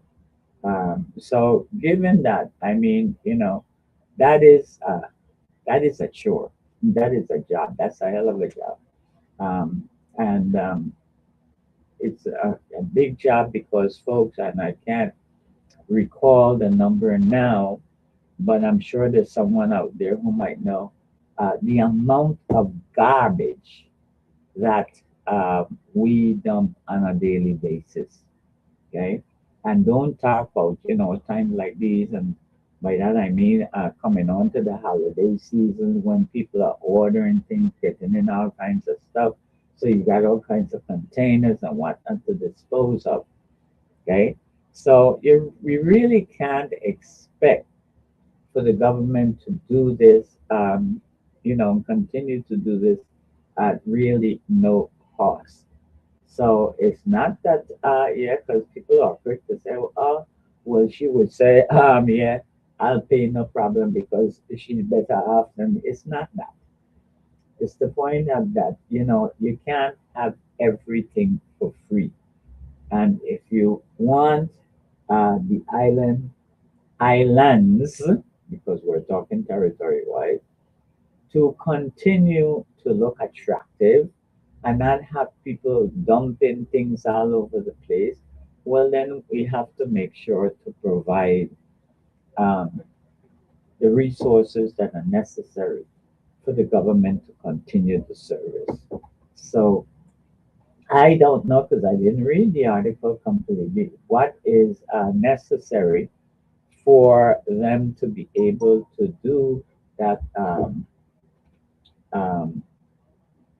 what it is that the gentleman, the director, was pointing out that needs to be done. I don't know if it's a legislative action or what, in order for the fees to be implemented. But I am just advocating for the community support for it to get done because the point is, if it doesn't get done and we lose the waste management division, and what happens to our garbage? Huh? What are you going to do? Just live with garbage all over the place? That isn't going to work. Good afternoon and welcome. Good afternoon. How's everybody doing? Thank you for letting me call into the show. Thank you for all your listeners. How you doing today? This is Lorna from Waste Management. Great. I'm doing fine. I'm blessed. I hope you are same. I just let the audience know that I was expecting you to come in with all the information we need to know, particularly around the festivities and the festival period of how we're doing with disposing of waste and whatnot. And maybe you could point out too, because I was just saying that I read someplace where and pardon again, I can't remember his name, the new director Okay. was, Yeah, Director Hannibal Ware. oh, Hannibal Mike Ware. thank you, is our new thank director. you. I read someplace and it was just a skimming where he's saying that we're really to the point where we have to get the fees implemented. And but I was not sure as to what is necessary in order for that to get done. So when you give us all the information you need to, if you would somehow include that for us, because I'm advocating to the community that, we can't expect everything to be for free. So I'm supportive of whatever we need to do to get those fees in place so that we can continue to have our garbage properly disposed of. So the floor is yours. You go ahead and say what you need to say. Take your time. Okay. And I'm so glad you said that, man, because I just want to let everybody know too. We know how hard it is on everybody, but we are the only jurisdiction in the world. Oh, in the world, I was saying under the U.S. flag. Oh, thanks. Okay. Yeah, yeah, because I mean, Swedish, everywhere in the world, there is some type of fee, tax, any type of thing for garbage and trash pickup, for the landfills, for the disposals, and yeah, we have to get back on track. But let me give you all the information. I do have a lot, and thank you for the time. We're looking to reinstate the septic disposal fee beginning January 1st. That's going to be we do have to be at the Public Services Commission per 1,000-gallon wastewater fee, and that's going to be imposed on all that comes into the treatment plant and at Harold G. Thompson, Mangrove, and then Cruz Bay Treatment Plant in St. Thomas. And that's going to be basically the treatment plants, sewer lines, the pump station, wastewater collection points are those ones I said. And we're going to stabilize the system. They're working on it now, but we'll get more into that. And I'm definitely going to visit your show. And when that really starts to take place, we'll be on just to let everybody know what's happening. Also, the house-to-house collection schedule, we have a change from what we do, the community. We're going to, let's see, I have it right here. I forget that when they had it, but we're going to be doing the schedule change, and I think they're still coming up with the date. But hold on one second. Okay, no problem. No, okay. They don't have an exact thing yet, but they're going to be changing the schedule so it'll be a better pickup, because some things were happening, people weren't getting picked up on time and that, but we're going to fix that, and I just want the Montgomery community to know we're working on that right now, and we'll have that. Also, on Thursday, December 11th, the Mandel Convenience, that's today? Wait a minute, no, that's tomorrow. The Mandel Convenience Center. You start your festivities already? You get your days mixed up? I know. Let me calm down. The convenience center is going to close at 4 p.m. and then we're going to open up the following day on Wednesday. That's the Mandel Convenience Center.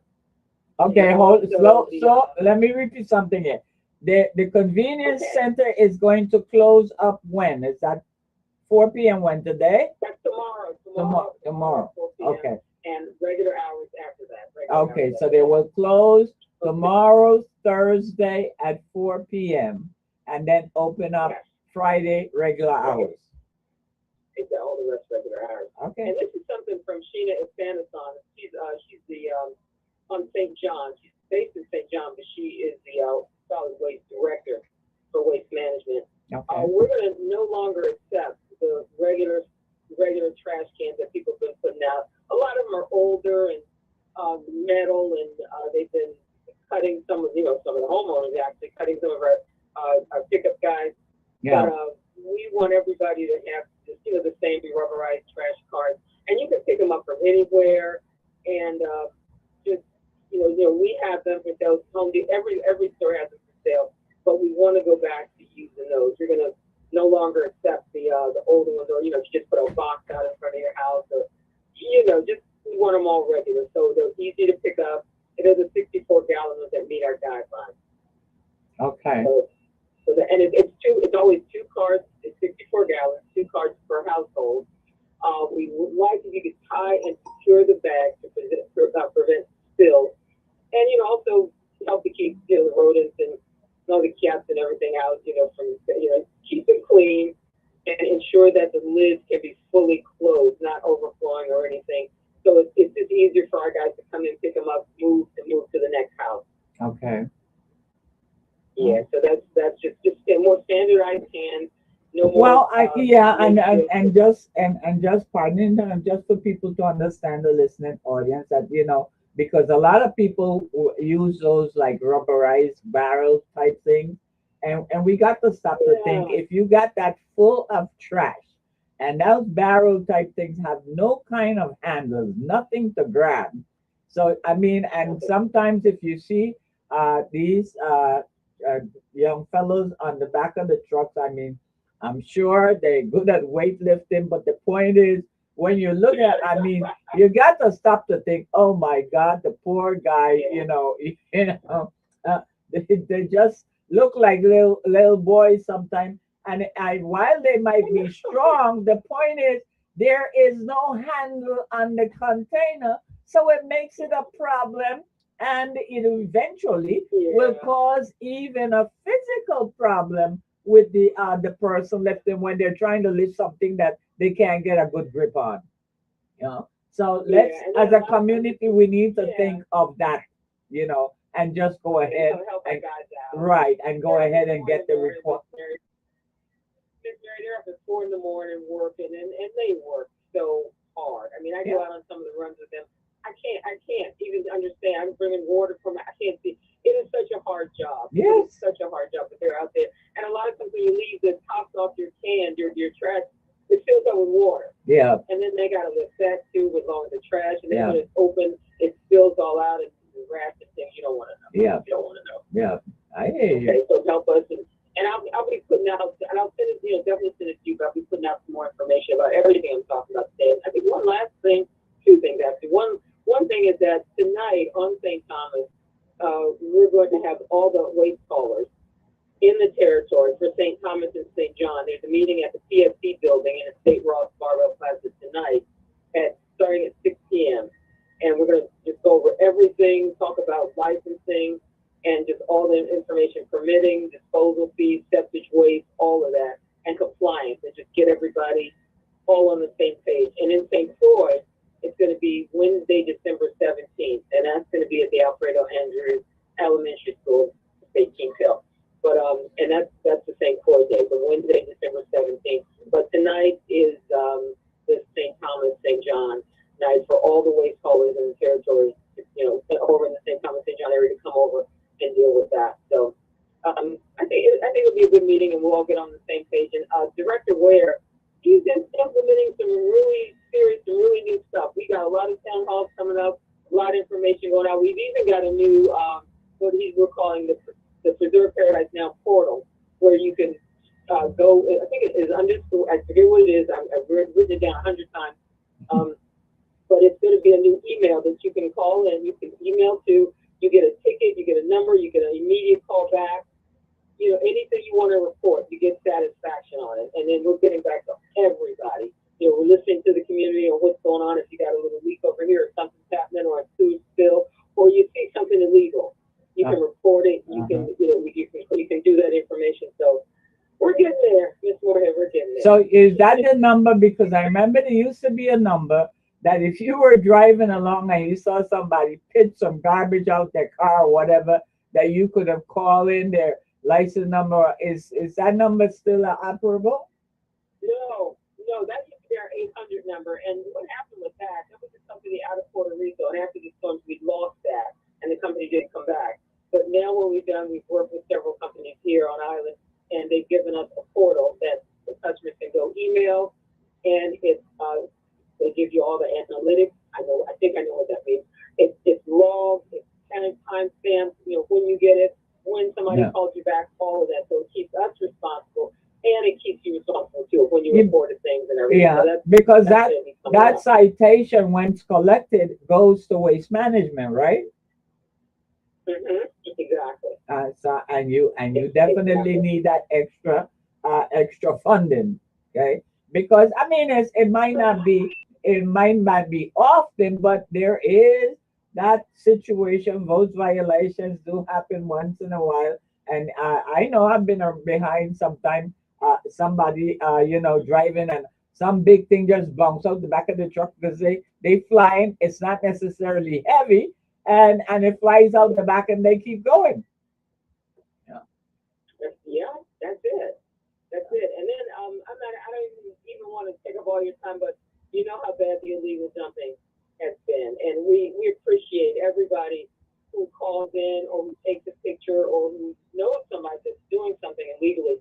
And it always happens, at 2 and 3 in the morning, and we don't have enough guys to go around to all the sites to see that. We are installing some better cameras with night vision. Because remember back in the old days when if you were caught doing something bad, they just call your name out right on the radio. Yeah. Put your license plate in the news. Yeah.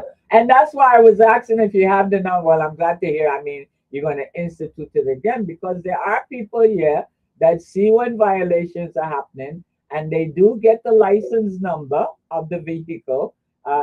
So if there's some way that they can turn that information in, and then you all can follow up on the violation and collect the citation or whatever, that would deter that from continuing to happen.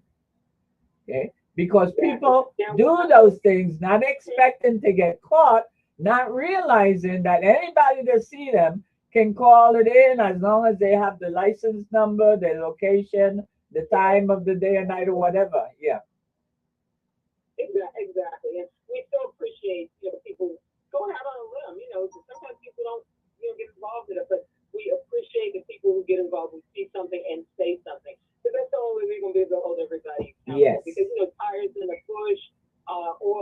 side of the road. It Yes. makes no sense. Yes. Absolutely, it's a crime. It's illegal. But you know what? I looked it up. And let me give you the new portal number. It should be up and available. But next, I know starting Monday, I'm going to send you out all the information, and I have 2 commercials that are going to be out. They're going to be advertised on your station. It's customer_care at biwma.org. And that's customer_care at biwma.org. And it's a self-ticket generation email system. It's time-stamped, fully accountable. We audit it. We get the number and everything. Even if you don't want to leave your information, you don't have to. You can just leave a number or whatever. But we will act on it, and that's the thing. Okay, so it's an email. There's no phone number. It's an email, and then you can just always call us at our number. Wait, it's 712 4962 712-4962. Okay. And you can always call that number, and someone always picks up the phone. Definitely picks up the phone there, so that'll be good. So, and then 715-9100 here on St. Thomas, St. John area, and I think we're going to have the director Hannibal Ware on your show. I think we're calling in to see if we can facilitate that. You talked about it sometimes. I know you'd love to be on the show. Hello. We love to share information. So yeah, there's no problem. We can have him here on a Wednesday, or if he's accommodated, we can have him with Mary on a Tuesday. No problem.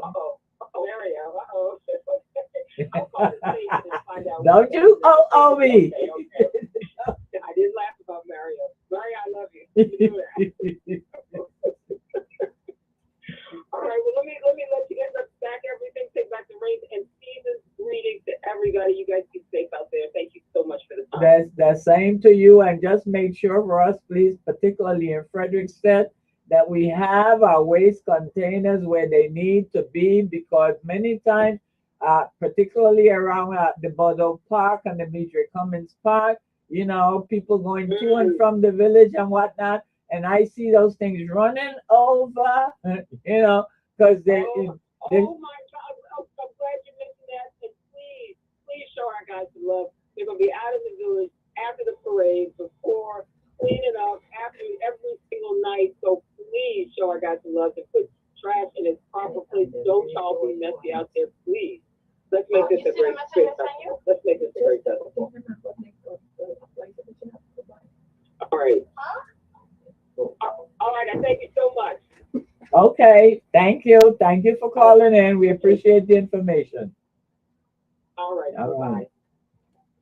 Yes, folks, that was Lorna Nichols for the waste management, giving all the update on what we need to do. And we would at some point get Mr. Ware here to come on and do whatever.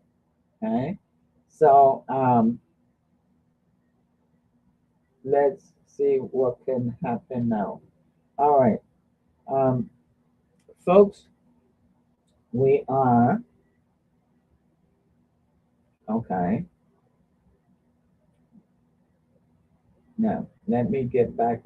My brain is thinking a little bit, and I have a granddaughter who's trying to get my attention on something.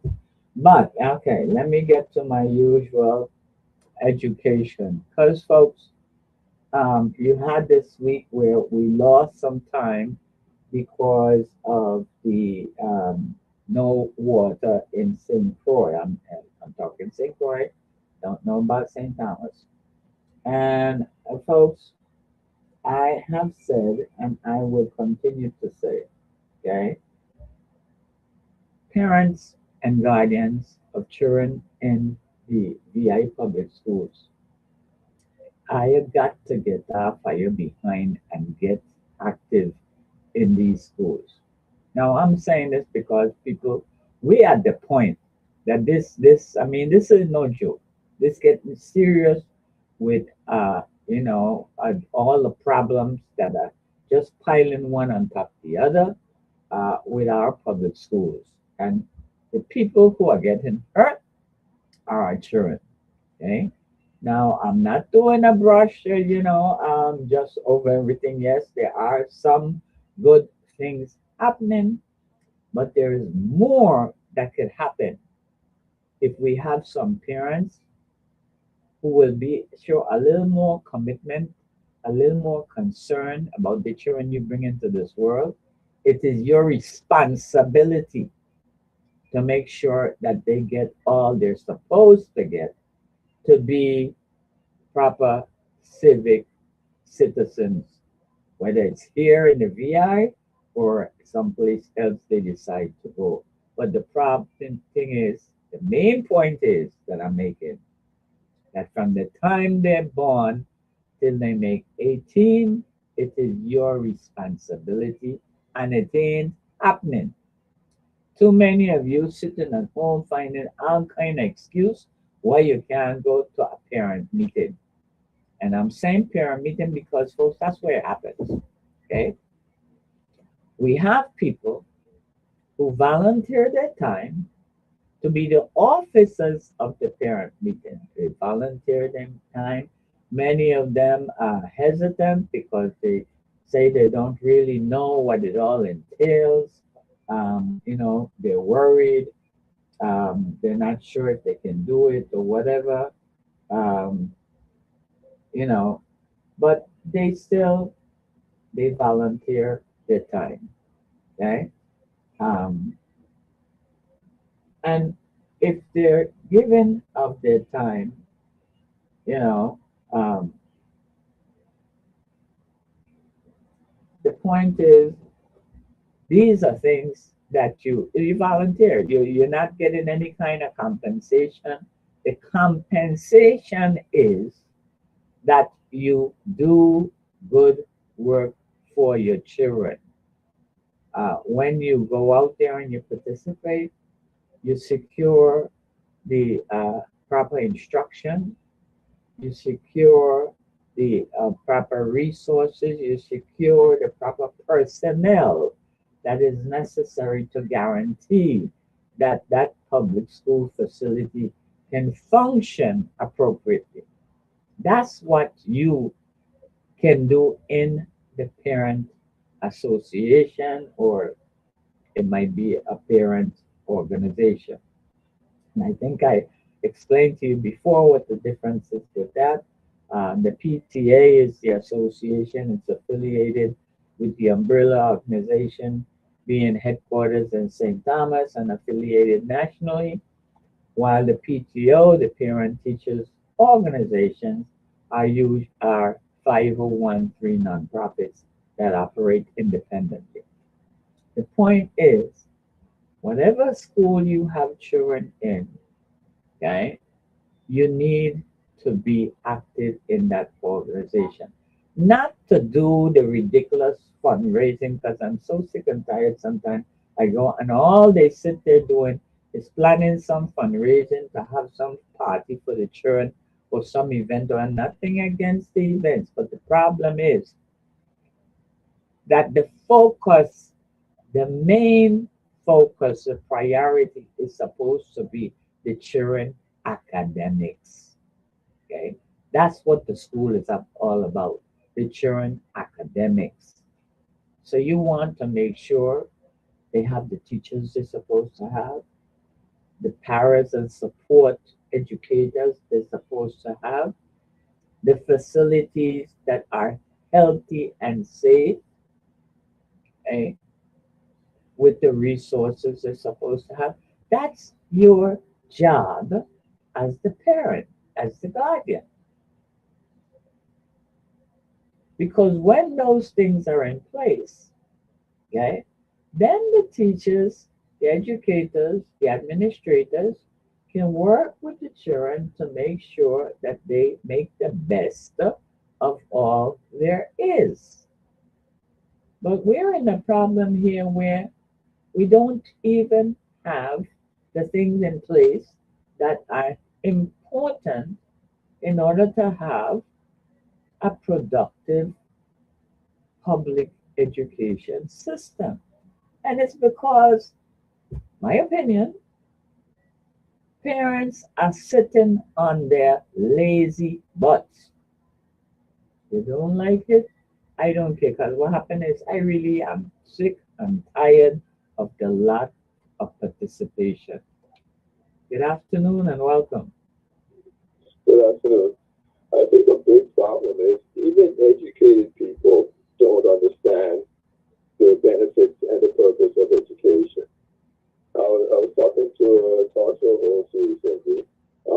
He was complaining about traffic and that people don't follow the rules, run stoplights and all kinds of stuff. So I called him and I said, well, it's not surprising when you have so low test scores in math. And math is the one subject that has the most, rules that you're supposed to learn. You can't just do anything you feel like or think it should start. There is a rule, a bunch of rules for it. And this person has a bachelor's in math, and they didn't see it. They didn't see the correlation between children not being able to follow the rules of math, and then growing up to not follow the rules of the road.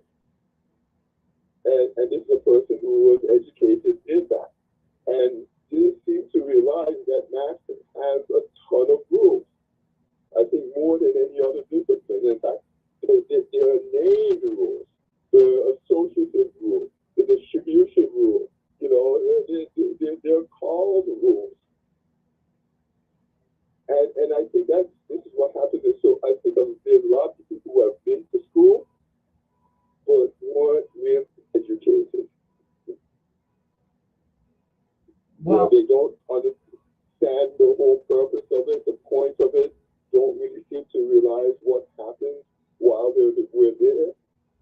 well, and that happens usually when you take a class where the educator is not necessarily civic focused or civic minded. So you don't have discussions extending past the class. If you understand what I mean, yeah. Yeah, Uh, I understand. because But if you went to math and did all and passed math, that you would just be in the habit of following rules. That you would have had to have followed rules in order to do that.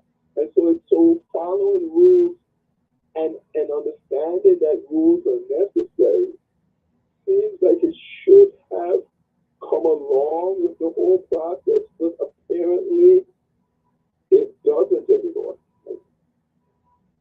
I'm not sure what has changed, but I guess people, and I think my guess is that what has changed is that the teachers have been teaching tricks, and so the focus is no longer on the rules and applying them, so learning what the rules are and applying the rules, that they kind of bypass all of that and teach tricks as to how to get the answer. And that is really the bigger picture, which is what has changed is that we have lost the appreciation for the value of education. Yeah, definitely. It's just something you do. You check off boxes that, first grade checked off, second grade checked off. Yeah. You're not really trying to learn. You're just trying to get through it and check the box off. I get it. Yeah. Yeah. I think that probably is the biggest thing. That people are no longer going to school to actually learn. They're just going to school to get through it. Yeah, because our focus is materialistic, and whatever you can think of, whatever gimmick, whatever skill that you can use to your advantage to get you ahead, that's what the focus is on it, and it does not necessarily involve education, instruction. It doesn't. Yeah. I think that's really what it has come to. So you just get a diploma or you get a degree to say you have one. Yeah. Not that you are trying to learn anything as you attain it. and it has to do, natural learning it's all the better. and it falls in line with what I was just saying concerning the parents and guardians with these school organizations, because I'm so tired of going to them, and they sit there for an hour, and this is why I think the reason that the attendances are has just dropped drastically, because they sit there for an hour and a half or whatever, and all they do is they listen to what the administration has to say, and then usually they think of some activity, some event, some whatever that they can do to make the children feel good.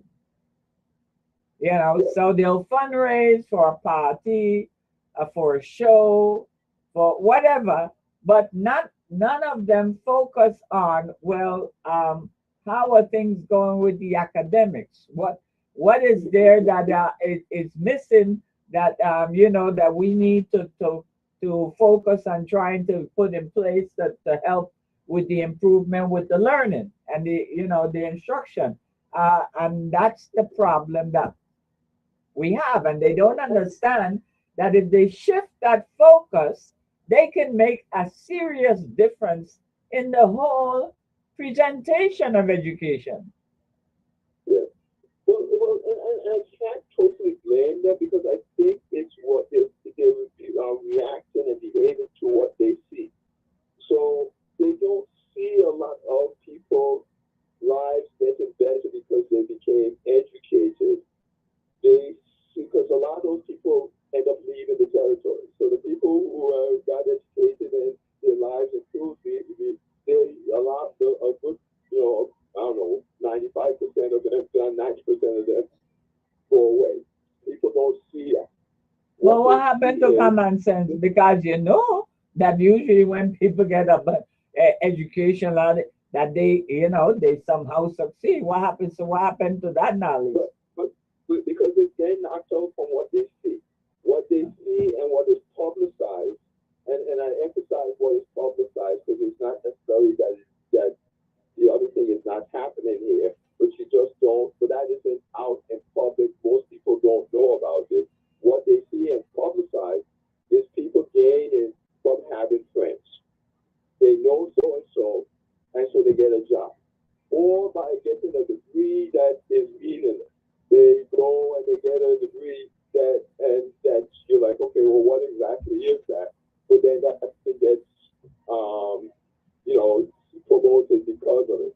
So what they're seeing, or what is being shown to them, is not people benefiting from getting educated, but by people benefiting by having friends and degrees, or things that are meaningless.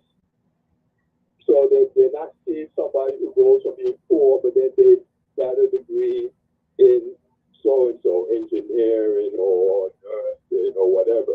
And then now their lives have improved. Wait.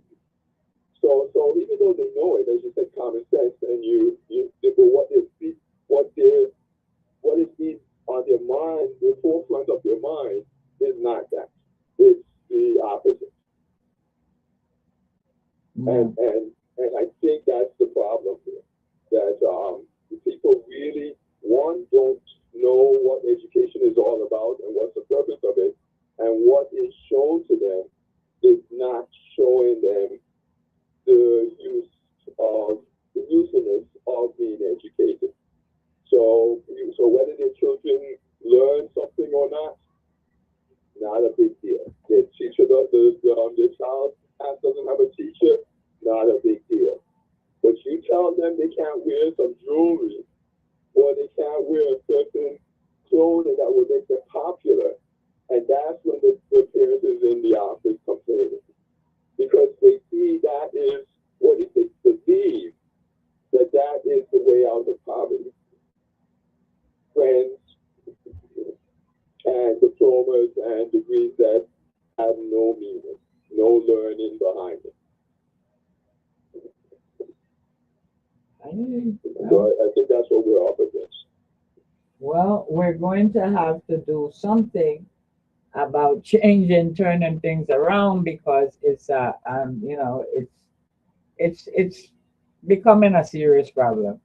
Folks, Well, of course. the regular people out there are not paying attention, but the deficiencies in our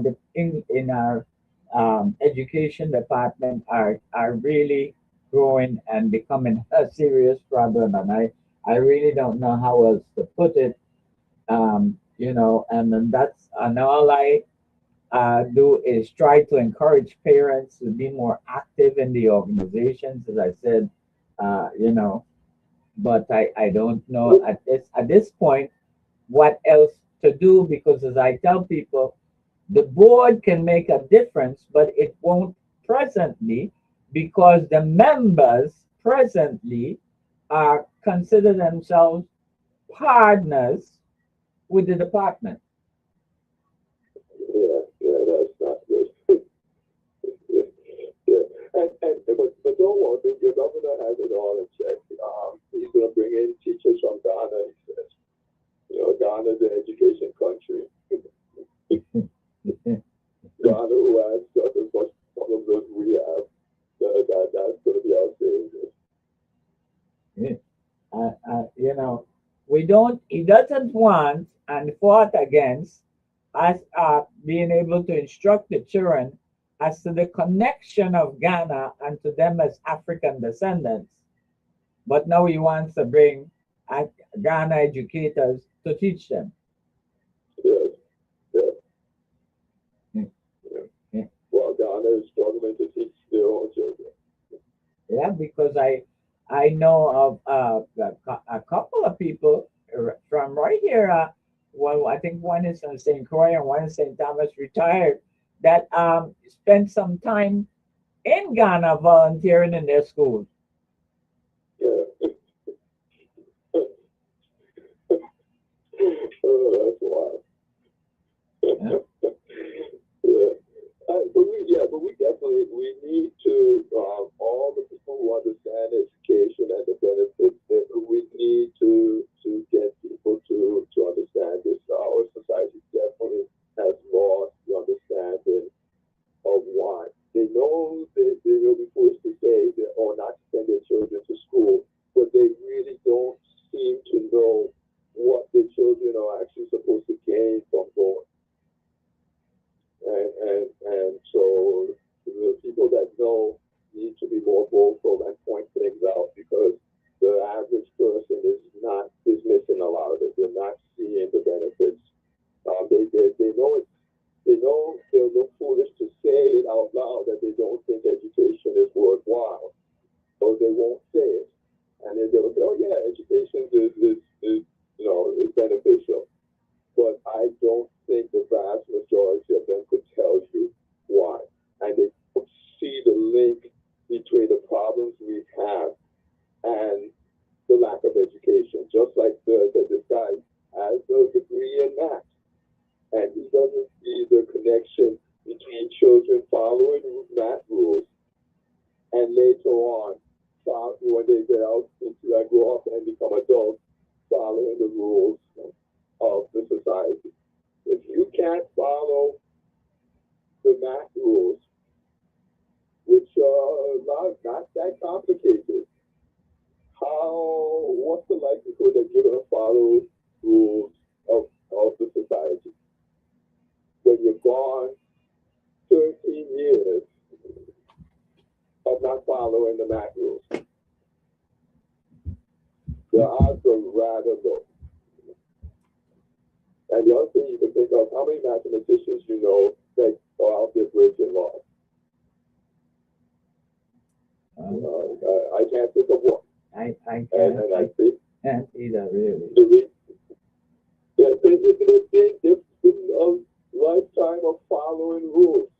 So it's just habit at that. That's by the time they become an adult. Well, But the struggle continues. yes, and we have to up it somehow. Like I said, because we're now at 3 grade levels below. I mean, the department likes to say that it's making it's making headway. But the point is, when you're talking about the headway being 0.00 whatever percentage, I I don't call that headway. And I don't want to be all browbeaten on the department. But the point is, we have to do something drastic at the point that we're at where education is concerned. And the only way I can, the only people I see can get it done are parents getting serious in the advocacy. Yeah. Well, if they get serious, then the politicians will get serious because they know they will need to get serious in order to be elected or re-elected. So they would know that this is something that people are not going to push to the side. They're going to be looking at what they do for the schools and for education. And I don't see how it was just a mind-boggling thing. How people think things will get better if our children are scoring so low. We're moving to AI. We're moving to all these things that there's no way you do these things without education. Where everybody's acting like, okay, it's okay. Our roads, our WAPA. I mean, look at WAPA just out 4 hours.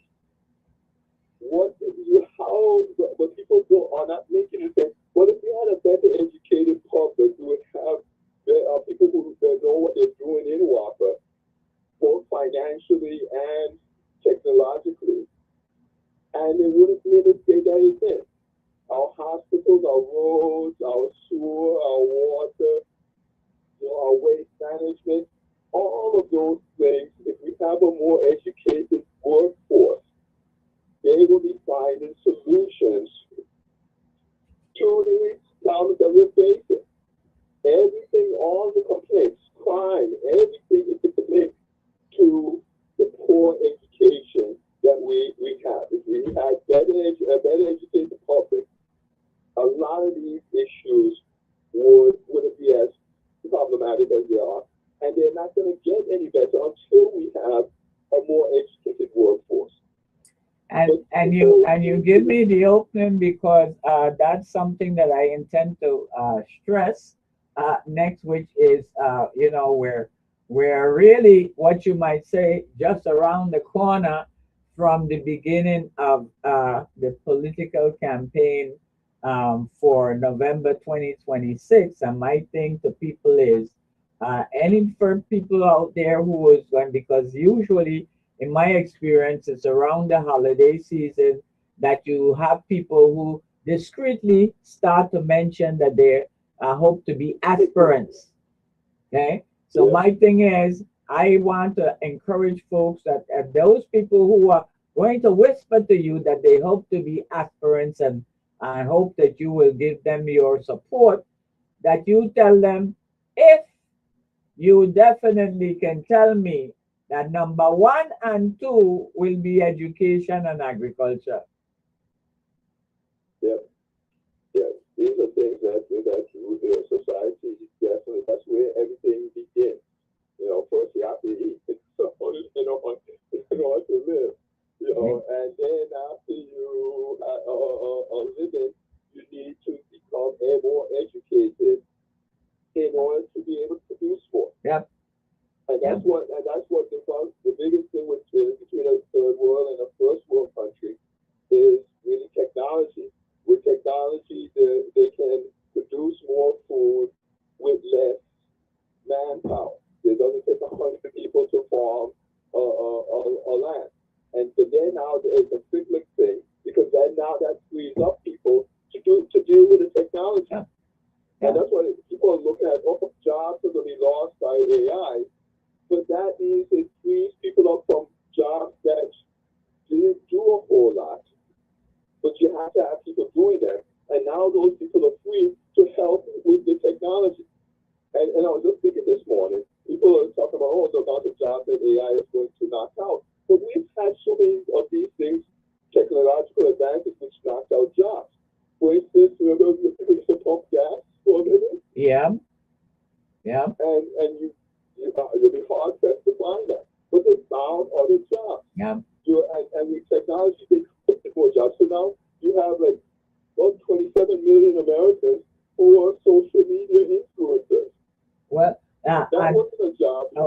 Well, I will mention on St. Croix we have one gas station that there is an attendant at all times to pump your gas, and I have been for years. It's also a gas station that does adjust now and then its price, but it isn't the price with me. I have for years supported that gas, and because of that, because I tell people, my friends, I don't like coming and you touching that gas nozzle that 10,000 people touching in a day. Right, right. Eh? Well, So I think that's the most unhealthy thing ever. And I prefer, even if they're not the cheapest, I prefer to get the service. yeah. But there are people who, like a person who, and they're not even that, they're like 25. I was telling them this today, and they were like, I didn't even know that was a job. And I was like, yeah, by the time you came around, those people were pretty much gone. And so I explained to them that there used to be a self-service and a full-service setup pump. Well, let me point out that, believe it or not, back in the 70s, I spent a summer pumping gas.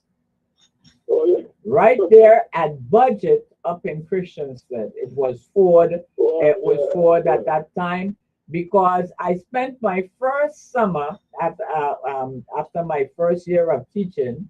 I did that summer with summer school, and it so wore me out and really put me in such a depression that I swore never ever again to do any teaching other than the regular school teaching. And so summer I looked for job anything other than teaching. And one summer, I mean, the gas attendant was the same salary as the summer two, the school teacher. So and I mean, it was that I didn't have to worry about my appearance and so far as my clothes or whatever. And I made tips, bumping the gas. And it was totally, I mean, when I finished. I wasn't going home having to correct papers or whatever. It was the most relaxing summer job I ever had. And you wouldn't believe how many people drove up that knew me, and they were like shocked. You pumping gas? Did you tell them I was the same thing? No, I ain't tell them a thing. They could have think what they want.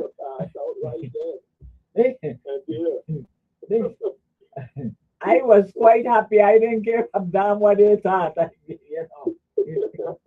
Yeah, and then after that, I end up learning about waitressing, and the waitressing became my part-time after that as a permanent part-time. Yeah. Yeah, but things change, times change, and I've never really heard of a time when a technological advance actually in the long run ended up being a negative thing. As I said, people find other jobs become created by it, and so people find, so there may be, a year or three where there is, people need to be retrained or not, and some people not even just retrained, but they didn't even realize that this was a job. Yeah. And so they then discover it. Well, whatever the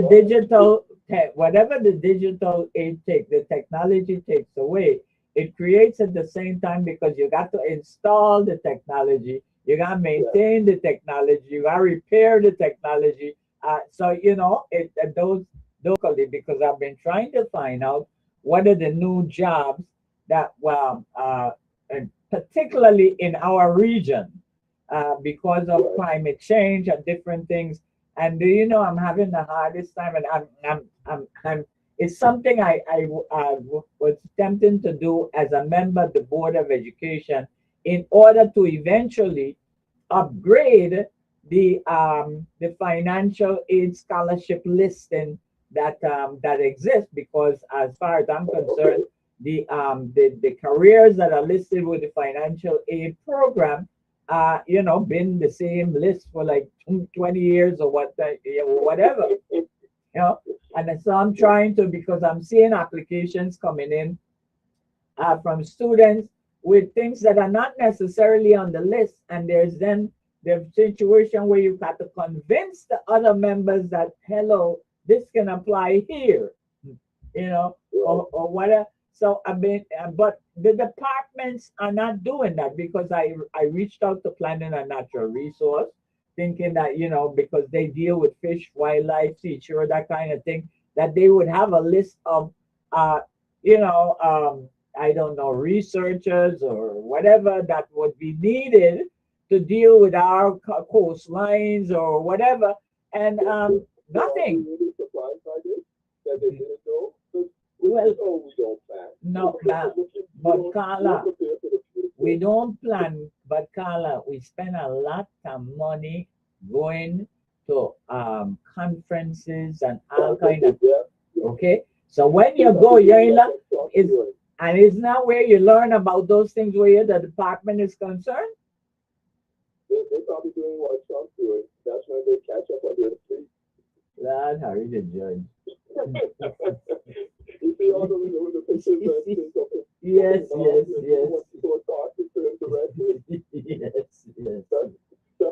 That's Virgin Islanders, that's the opposite.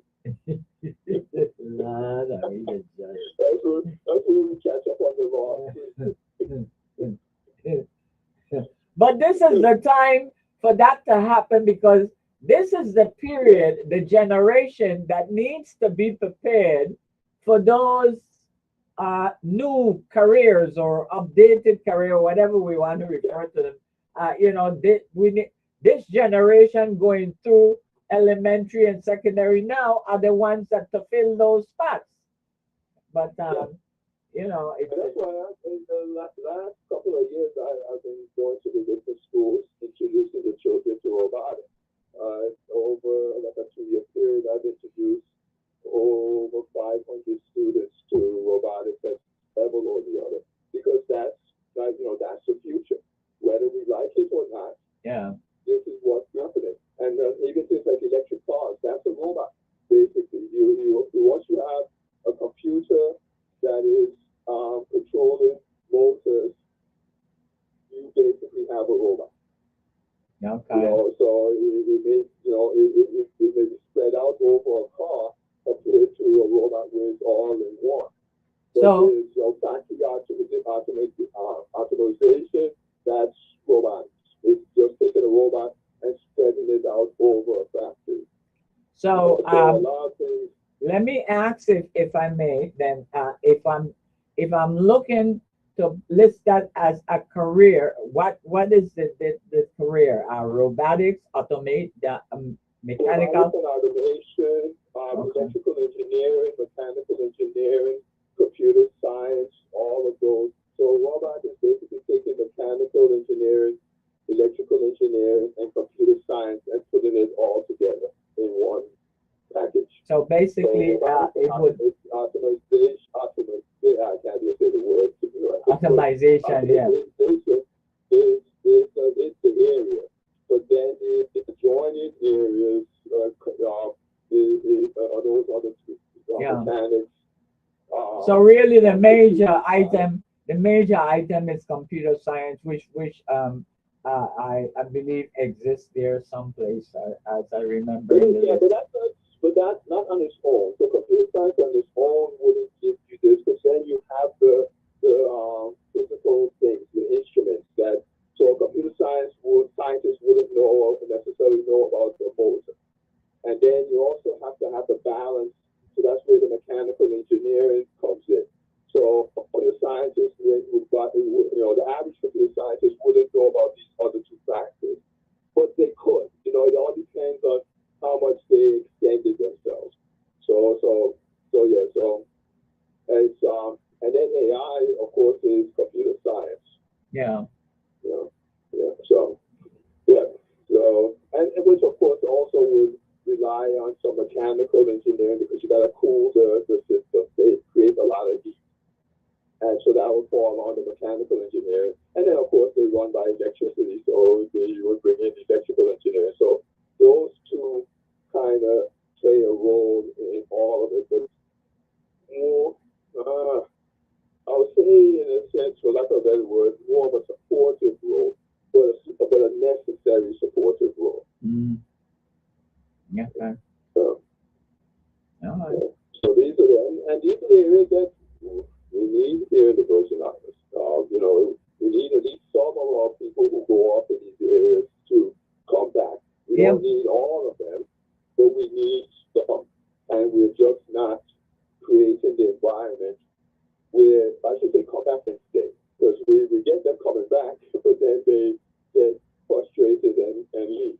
Well, I'm going to impress on you to be do an advocacy for me, because that I mean, is from the beginning of the school, the year, I reached out to President Potter, and the reason I chose President Potter is because he was a former director of personnel, and he was a former director of the Board of Education, and I thought his office would be one to be able to research the situation that I'm talking about, in trying to in trying to upgrade that legislative scholarship list.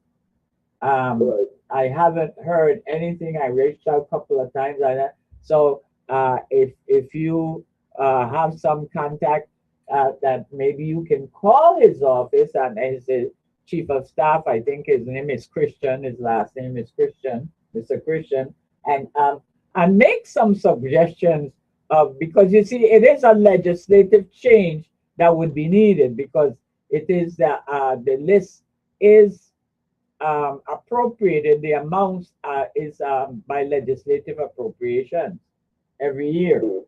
So they would be the one to make the adjustments in the list, and put the so if you have and well, if you don't mind, to reach out to his office and make some suggestions, especially when that would be in connection with your volunteer work with the robotics and whatnot, as to how they maybe can add something to that list for preparation that we're needing in our future careers.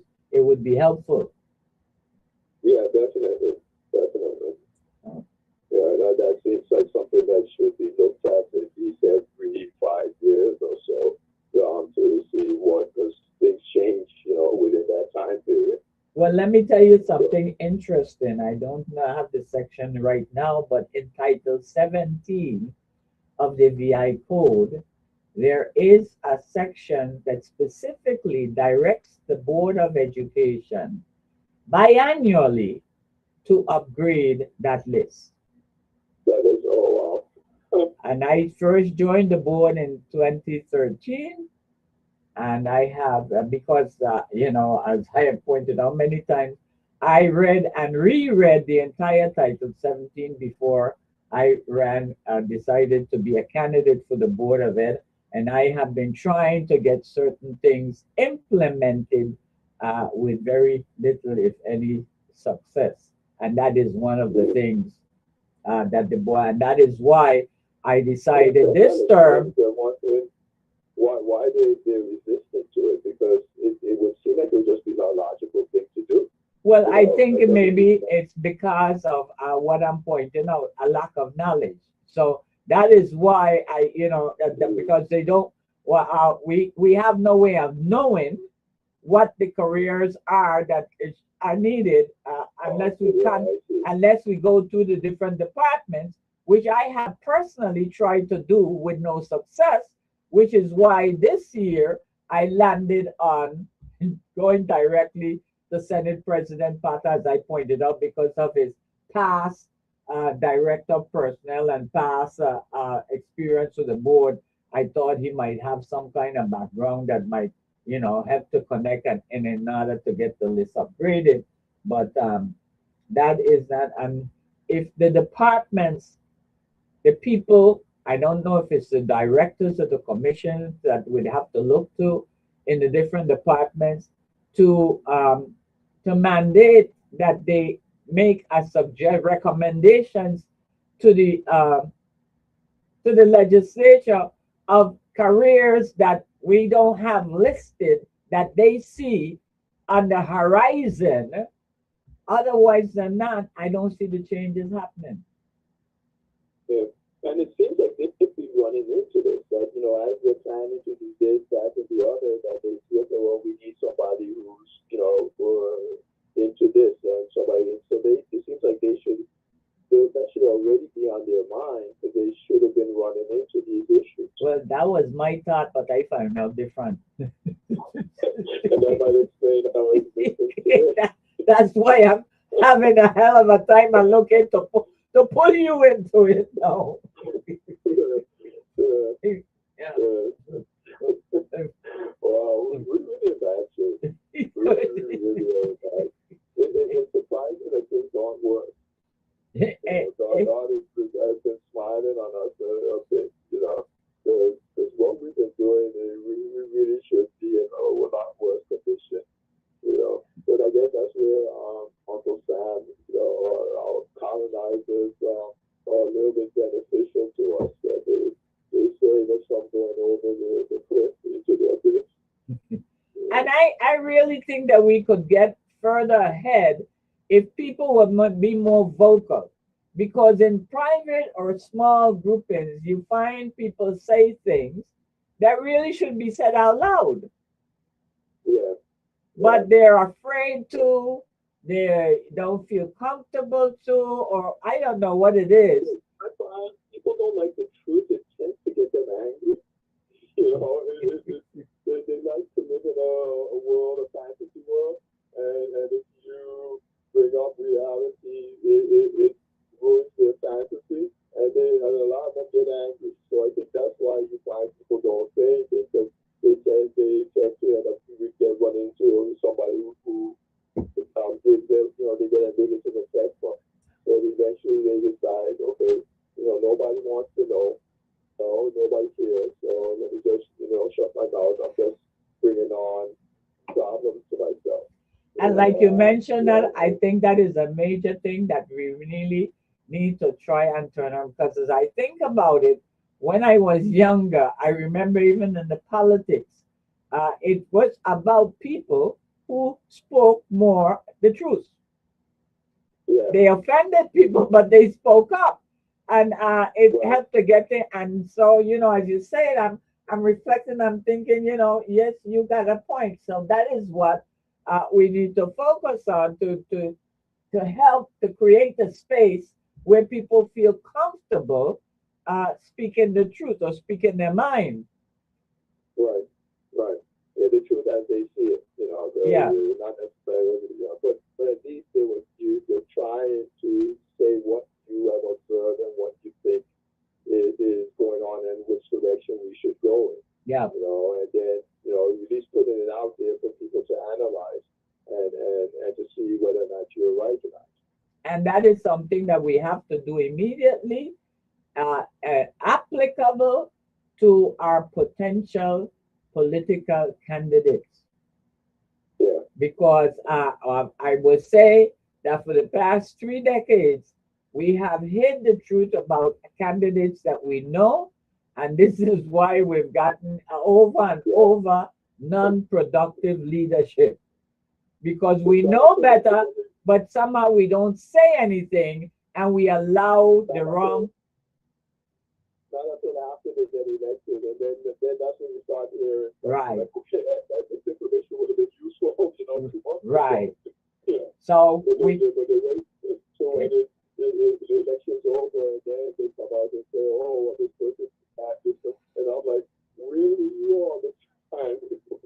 When this information would have been timely, but yeah, but it definitely, I guess you have to also get leaders that are willing to take the blows that are going to come from telling the truth. Yeah. Even if what you find, even in the churches, the ministers don't do that anymore because they found that, and this is where that, kind of people just stop coming, and then they go to some other church, and that's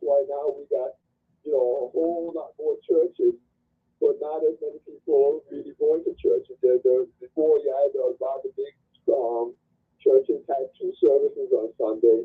Now they could barely manage to have one because a lot of the members just went to all these other little small churches or created their own church. The minister says something in church that they don't like, and they stop coming.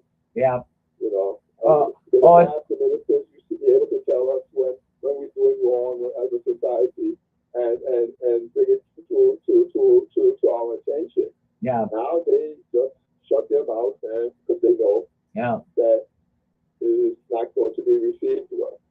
And the people in the congregation see folks being promoted to deacons and whatnot, who they know are just a bunch of good for nothing. So they then make the choice, as you say, to just move to another church. But we do need to try to turn around, because particularly with this election coming up, we really seriously need people who can deal with the truth.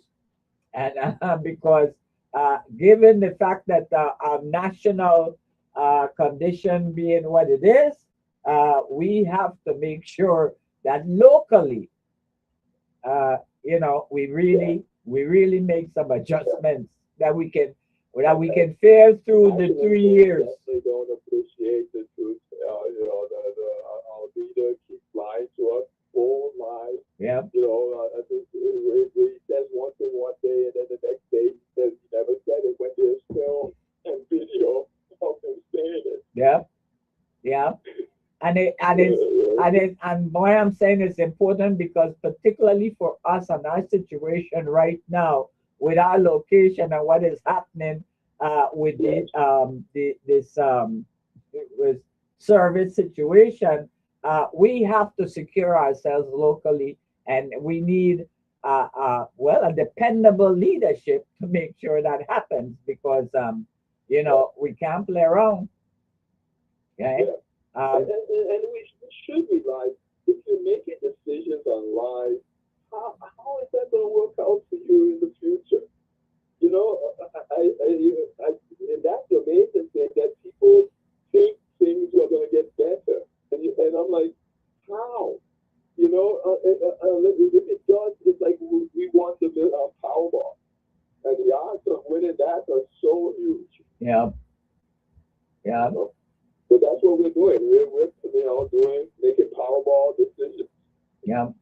And there are people, even in our leadership, I keep wondering, why is it that nobody is coming out and being honest about the situation that exists right now? I mean, the man camp over there, the Hess man camp, that wasn't Hess, that one was established, or no, that one was Lime Tree, but it's just about, the amount of cars you see in the parking lot, you can see that the place must be filled with people, and nobody is coming out to tell us in accurate terms exactly who these people are, what is their purpose of being here, how long will they be here, something. And those of us who observe and have some idea are afraid to talk. Yeah. And I'm thinking to myself, so what are we waiting for? For bullets to start flying, missiles to start dropping, or what? And then we say, oh, I thought that's what it looked like, but I wasn't sure. Yeah. It's a really odd situation. Definitely. And the amount of planes that are flying in more often than usual. And then we have the Navy ships that are docking more often than usual. So. And we don't need to know everything, but we need to know enough just to know when to go. And yes. Definitely. Or even when to get the hell out of Dodge. If even for a short time, but all I keep saying, because people are under the impression that these are folks who are there to get ready for the reopening of the refinery. Oh. And that is why it is important that our leadership say something, because people are just making their own judgment because nobody is saying anything. Yeah, that's interesting. That was I was just talking to somebody yesterday about that, and they were saying that people are saying that the refinery is getting ready to reopen. And I was like, well, I haven't heard anything, and it would take some major changes in the EPA for that to be a profitable thing. You're So, correct. and I haven't heard anything about that. You Yeah. would heard that on the national news and stuff, but there would have to be significant drawbacks. You're correct. So, but that's why. So now that explains why people are thinking that. Yes, because the Okay. man camp is full of cars. I mean, you don't necessarily see it, Yeah. but it's full of cars that that people are staying in there, and they're just associated it with the refinery because nobody is saying anything. That explains that. I was puzzled. I was like, okay, what? Because I was like, I haven't heard anything outside the person, and the person kind of would have known. They were like, they haven't heard anything either. And so okay, that explains that. And I know my interest is okay. All those cars are in there, and where exactly are these people working? Yeah, and who are they? Yeah. Because the other thing too is I noticed a lot of cars on those seem to be rental cars, and so I was like, okay, this is a bit odd. I was expecting that the military would be there, but I was expecting to see a bunch of rental cars and stuff, and military vehicles or something. Yeah. More rental cars. Yeah. And but a lot of them are not, and so I was like, okay, exactly what's going on. This isn't making a lot of sense to me. Exactly. Yeah.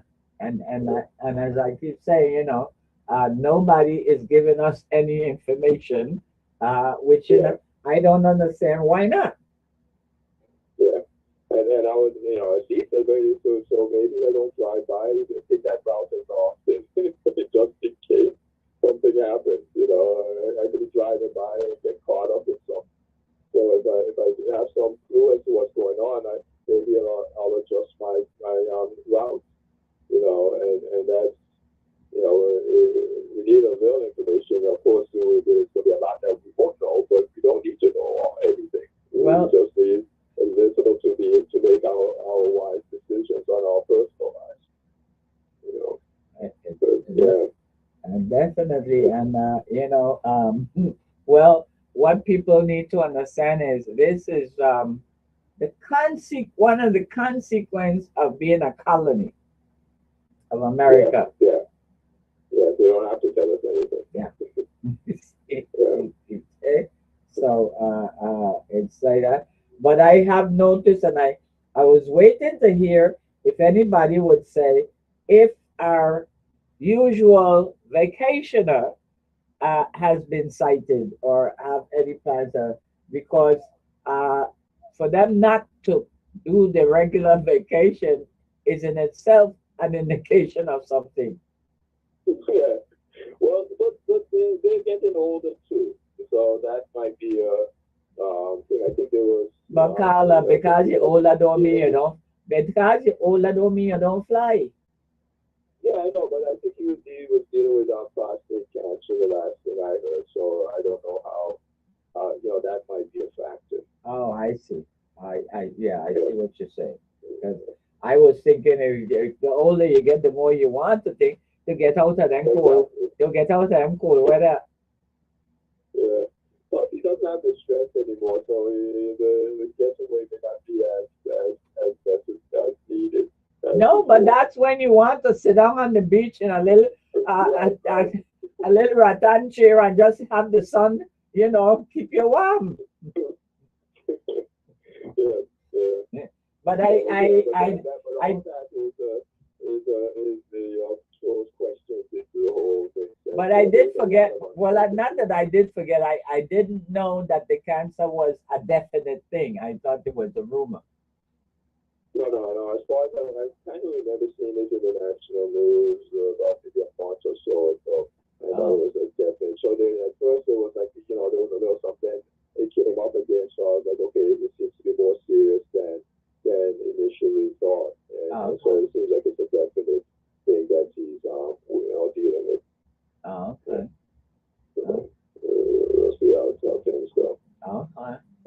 I thought to myself, if that special plane don't come landing, then that's telling me that It's time to go for a little vacation yourself.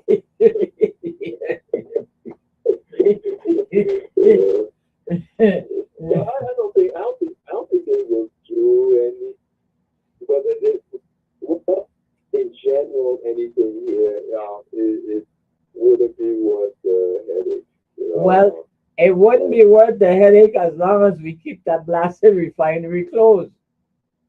Yeah. That's my position. That would increase the value. Exactly. Right. And I'm wondering what's happening because, and maybe who would know, didn't they pass the bill that Noble Francis was championing concerning establishing some type of what was it, transshipment situation over there? Wasn't it a bill that he had passed? Yeah, I don't think it passed. I can't say for sure, but Okay. I know that there was talk about it, and then the talk stopped. Yeah. So I would assume the bill also. And when they had the talk, I thought everybody was supportive, including Mr. Dow for Port Authority. So, that is what I felt was strange, but well, maybe not. Yeah, they probably might have run into it. Even it might be this case that to tear it down and to clean up the mess that that they would have to do all that before they could is my guess. And so maybe that's where they when they looked at the cost of that, maybe that's where they decided not to pursue it. But the point is, you can't just leave it indefinitely. And the point is, I don't see after how many years have that been sitting right next to the Salt Ocean. How do we really expect that that it is going to be not an exorbitant cost to try to start anything over there? Yeah. So wouldn't it be more practical to look into getting rid of it and selling? Isn't it China or someplace that buys iron or steel? Yeah, no, I don't think would be a problem. I think that I think USA, there's a need for it, and so they're gonna melt it down and that kind of stuff. So I don't think that it would be an issue. But it's like once you tear down, sell the iron, that's a profitable part. Right. And then the next part is dealing with the soil that's left. That's where I think the expense would come in. And you don't have anything you can sell. You can't sell the soil, And so I think that's where the expense would start to come in. And so I don't know. And maybe that's part of the cover up because then it would expose the extent to how they they damage the soil. Yeah. And I know the US used to have like super funds for things like this, where former coal plants and all that kind of stuff, and when they shut the factory down, they were left with all this damage, and so they used to have these super fund sites where they would, and I think it was the federal government that would provide funding to clean it up. So I'm not sure, but I haven't heard anybody talking about that. Well, something like that, we would definitely have to wait until the Trump administration is over. Yeah, definitely. I think that would be a hard thing to sell to them. And maybe that's what our senators saw somehow or the other, why they eased off, and that's it. But I definitely would want to hope that they would pursue, because the description and explanation that they give concerning the scope and whatnot, there are the opportunities with this transshipment situation, I think is definitely something after the Trump administration that they should continue to pursue. Yeah. And you need to, and those things you got to put a good proposal, a good plan together. So it takes time to do this. So this would be the time to be working on it, so that when the new administration comes in, you have it, and yeah, rather than to wait for when they come in to start working on it. By the time you finish, they're going to be out. You know. So this would be the time to be working on it. Well, Yeah. well, I think just it's a hope necessary thing. I I hope the just people listening to you and I are getting some ideas, particularly as because my concern is particularly with the vetting of the upcoming candidates for election next year, because we always say election is critical, but I think the one next year for us is even more so critical because of all the surrounding consequences. Yeah. A lot is happening that not just locally, but nationally, is going to impact us, and that we need to be planning for it, and coming, figuring out a way to make the best of it, and come out with some stuff for us. So, but that's what everybody else is doing. Yeah. If we don't have a plan and don't have a thing, they certainly have, and we'll talk about the funding to put it to implement it. And I definitely, keep and will continue to keep insisting that education and agriculture must be the top two, because the agriculture for sure, we talk that we need to be food sufficient, but we are not, as I see, doing anything or done anything or planned anything that is leading us in that way. And I'm even thinking that it is something that might hit us in the face even before this man's 3 years is over. Yeah, yeah, and agriculture is a thing that does need the government. I think even the U.S. the government is quite involved in making sure that it's there and stays there, because they know it has to be there. And without their involvement, it tends to not run the way and get the type of investments that is necessary for it to do it. So we don't seem to, I guess, because we get food from the national front, we don't see the need for it. But I think that's a big mistake for all kinds of reasons. There's something. Education and agriculture should be a no-brainer. That there needs to be some, especially there needs to be a concern and a watchful eye and plan for both of these things. And it's just even just a self-integrity and self-respect that like as you get older and you become older and stuff, you don't want your parents doing everything for you. Just it improves your self-esteem that you can do certain things for yourself. And so even though your parent might be willing to tie your shoes for you, after a certain age, you're like, okay, I could do this. Let me do this. It It puzzles does something. it puzzles me. It puzzles me that such a large percentage of our population originated from surrounding Eastern Caribbean islands, and all these Eastern Caribbean islands, while they might not be fully self-sufficient, are much more so than we are.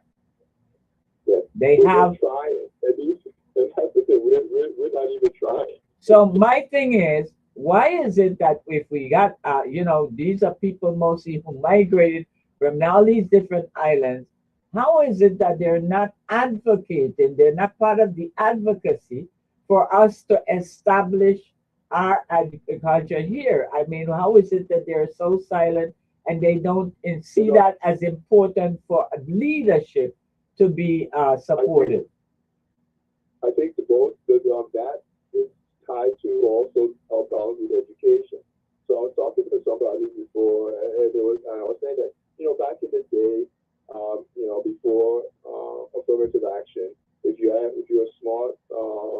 minority or female, the most you could do is a nurse, a teacher, or a priest. That's minister. That's the highest you could rise. You weren't allowed to be an engineer, a doctor, and all of it. So affirmative action came along and now opened these things. And so you had a lot of people leaving. The people who would normally be teachers are now your doctors and your engineers. For example, Kenneth Griffith, who was a cardiologist who did the cardiac center. Back in the day, he couldn't do that. He would have been a teacher or a minister. So anyway, as people started to go into these other things, they started to look at teaching as being something that you did if you couldn't do these other things. Not that it was a necessary thing. It was a thing that, that's all you can do. And in fact, the person was telling me that they had a family member who was telling them that kind of a stuff, that, why don't you do something else? You could do more than teaching. And they were like, no, I see the importance of teaching. I want to teach. And I think that's the same thing that has happened with agriculture, that people look at it as something less than, that, this is the only thing you can do. And so I think that's what happened with the people came from these things to go to different islands and eventually took on this kind of a mindset. And it is in the other islands, because in fact that person was telling me about it. Their relative was living in another one of the islands, and had that same kind of a mindset. So I think that's where both things have suffered, that we aren't looking at the importance of it, and we as a community talk about it as if it's something that you do when you can't do something else. In fact, there was a saying once that the people who can do what the people who can't teach. It's that kind of mentality that has brought us to where we are, both in education and in agriculture. And it's crazy because we gotta eat, and we need our children educated. Where do you think the lawyers, the doctors, and engineers start out and gain the background and the foundation that they need to do all these other things? And not only that, because the national news keeps saying that really this increase in taxes where the tariff is concerned, we have not felt the real, next year, the beginning of the year is when we really feel the effect of it. So my thing is that we're seeing the increase in prices as it is. Aren't we stopping to think that when, we seriously have to consider at least having some kind of crops to provide for ourselves? Or are we thinking that if something happens from ships coming out of the U.S., that we can look for supply from the Eastern Caribbean? I don't think we're thinking. I don't think really. I don't think this is so we think food guy just always. We gotta be thinking, because we need to understand that food is not going to just be all the time accessible just like that if we ain't growing up. But this is not even accessibility. It's the expense. So I don't think the ships are not going to come. The food's going to come, but look at the price of eggs. After a while, people ain't going to be able to afford eggs. So I think that's the thing that's going to hit us first, the most likely to hit us. So yeah, the ships are going to come, but we ain't going to be able to afford most of the stuff that's out there. And so that's that I think is the bigger concern, and why our local politicians should be pushing for the farming. That at least that we can have some affordable food.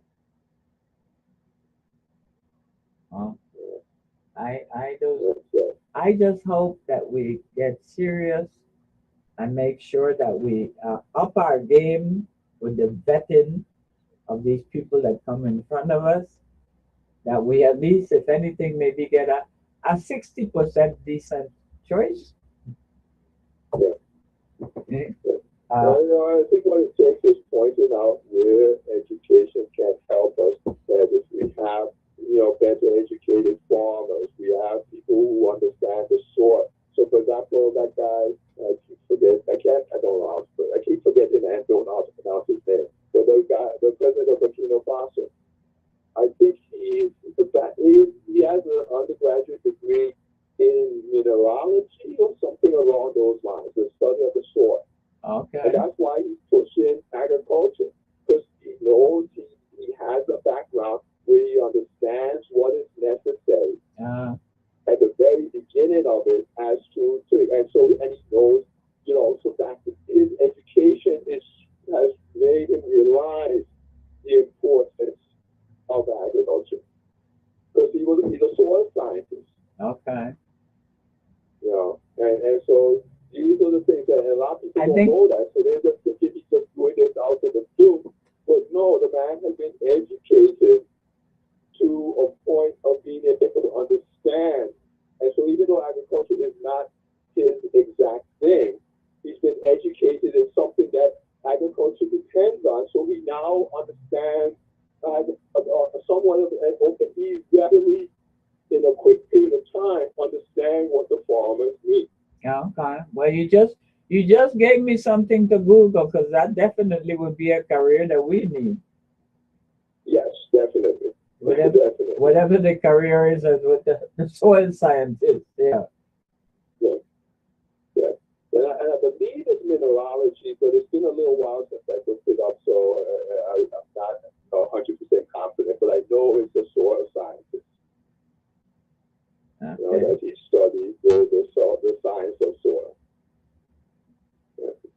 Yeah. Okay. So I think that's the thing we kind of need to, because a lot of times people don't know. So you hear people talking about it, but nobody has said that this man isn't just out of the blue. This man has been educated,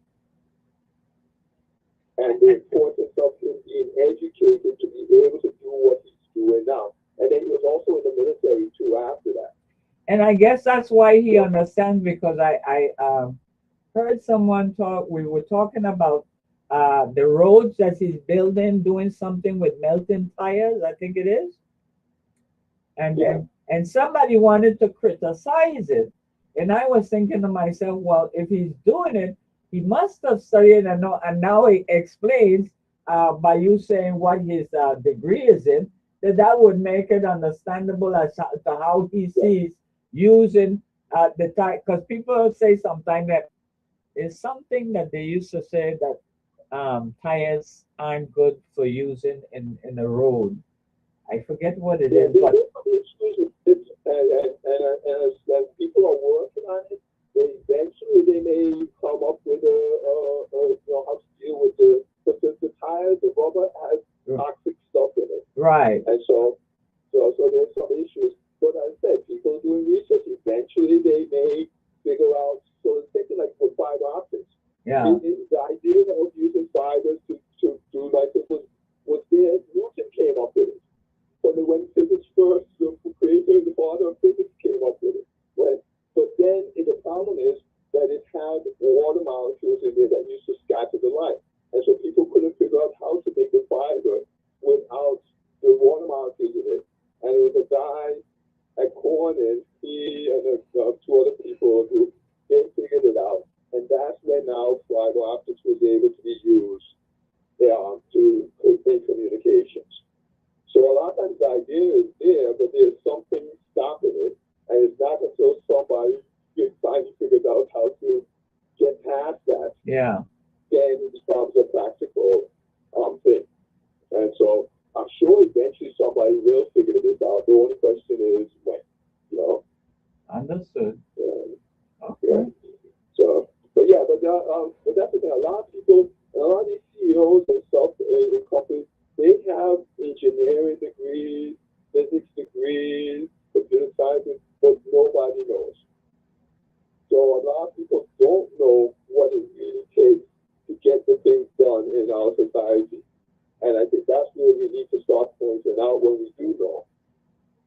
and so that people don't think that so they will realize what education is actually doing for us as a community. A lot of people do not have any clue. And that's why they don't care whether their children get educated or not. They don't care the state of the schools, fans falling down, power out, water gone.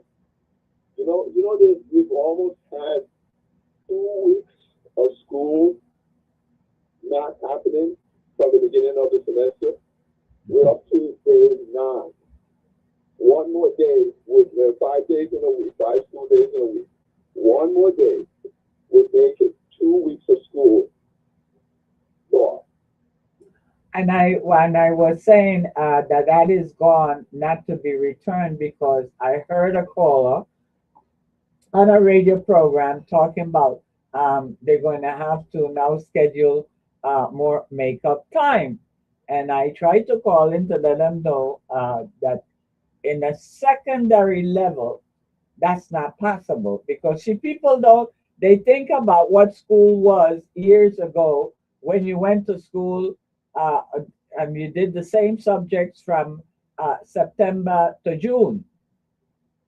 But with a semester process, you go to school from August to December, and you have one set of courses with one set of teachers. When December comes and you close off for Christmas, that's completely over with. When the students go back to school in January, it is a totally, completely different set of courses that they are taking. So anything that was missed from August to September to December is lost. Permanently lost, cannot be made up. On the elementary level, it's possible to make up because you don't switch in elementary. You continue on. Okay? But people don't understand. But the thing is, do they really even? By when that summertime comes, how many students and teachers are still in the frame of mind to learn? I would say not many. I would say it would be like pulling teeth to get the children to go beyond what they, especially if other schools, like private schools and so, don't do this and are done. They didn't shut down, and so they end their school year as normal. How many of our children in the public schools are actually going to be in the frame of mind to continue learning? I could be wrong, but that's just a thought that comes to my mind, that even when they do extend it, do they, and that's where I find a lot of school districts, they are very hesitant to close schools.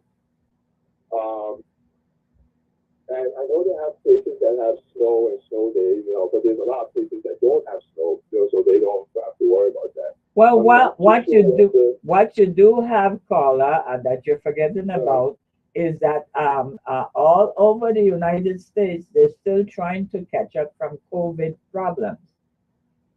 COVID put every single educational district was set back by COVID. Right. Okay. And everybody is still trying to deal with that. But they're doing whatever is necessary, whether adding more time to school or, we now are not. Yeah. We just going along with. It's a big deal. The rest of the nation, they know that is a big deal. They know what happens if your children don't get educated. Well, we don't see it to be that big of a problem. Because we're living on an untruth that the department and this leadership has put on us. And I keep telling people, the children who are graduating, because that last year they made it a point of publicly make sure to announce the increase in the graduation rate. Okay? And I keep on telling people, because you have 100%, 90%, whatever of our children graduating from high school, they are not necessarily graduating with a 12th grade comprehension or even a 10th or 11th grade comprehension, because the Smarter Balance scores have told you that there are 3 grade levels, 80 to 90% are 3 grade levels deficient. Yeah. So they're graduating, but they're graduating with a reading comprehension of 9th grade. And when you go at a graduation and they say they have 100% graduation rate or close to that, you should be sitting back and saying, okay, that don't sound right. You're telling me that there wasn't just one screw up, one loafer, one person who just refused to do what they were supposed to do? Have you not gone to school yourself? Have you known any class like that? That there's nobody, even in a class of 20, that there's nobody in there who just won't do the work? And then they don't explain to you what that is meant, because sometimes what that means is, if you started like, just to pick a number, if you started 4 years ago with an enrollment in 9th grade of 300, what I'm saying is it's 100%, because now we end up 4 years later with a 12th grade 300 students graduated. But that's not necessarily what they really mean. Right. But even if you take it from the 12th grade, it's not, when you have 100, 200, 100 something, 200 students, you're telling me there's not one screw up in that 200? Not one person who just won't. The teacher says, go home and do this homework. They go home and you see them up and down the street, not doing what they're supposed to do. But then they have what you call a platform called iReady, and the children are able, that is an online situation, and they're able to use that and do what they call credit recovery. Yes. And after school and whatnot. So then that is how they come and they make up the difference in order to pass. Yeah, yeah. And again, another questionable thing, and not surprising that you hear employers complaining about the students they hire after graduation who can't follow simple instructions. Yeah. Well, you see, they need to graduate. When I was a child, I remember parents saying, because education was valuable then, I remember parents saying to children, I don't care what you think. You ain't pass, you ain't going to know something, you going to repeat. Because you going to learn that lesson. But that's not done now. Just the basic thing of following instructions. The teacher says, go home and try these for homework. You will go home and try. You may not get them all right, but at least you tried. And if you're trying, you're going to pass. You're going to at least get a C in the course. If you, the only way you don't pass is the teacher tells you go home and do something, or you prepare for the test, study for the test, whatever, and you don't follow their lead, don't follow their instructions. That's the only way you're going to fail.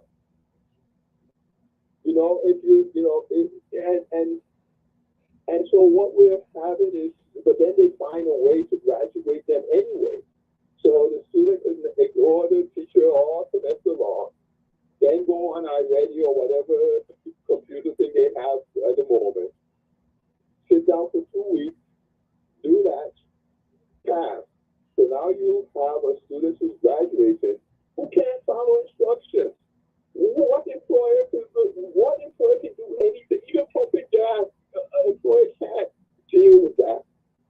You tell the person, this is how you pump the gas, this is where you go, and then they go and do whatever they feel like doing. Well, that's what they've been doing for 13 years.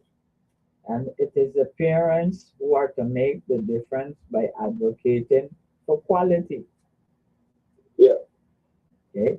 And then at least my child is able to follow directions once they've graduated 12th grade, so that when they get a job, when their employer tells them to do, okay, this is what I want you to do, this is how to do it, they can follow that. And I would say a large percentage of our, I don't know what it is, but let me say a significant percentage of our graduating students can't do this. And I've been hearing complaints from employers about them. And I'm not saying everybody, because of course there are many students who are doing it, who what they're supposed to be doing, and they graduate and they go on and have good lives. But there's a significant amount of our graduating students who cannot follow simple instructions. And it's not that they don't have the ability to, they don't have the habit. They've never developed the habit because they've never been forced to develop the habit. Oh. And this is a problem. And it's a problem that our parents and our community have to work together to correct. Yes, definitely. If we want our lives to improve, this is so I don't have children in the school system anymore. I don't have to, but I see this. I know this is impacting my life.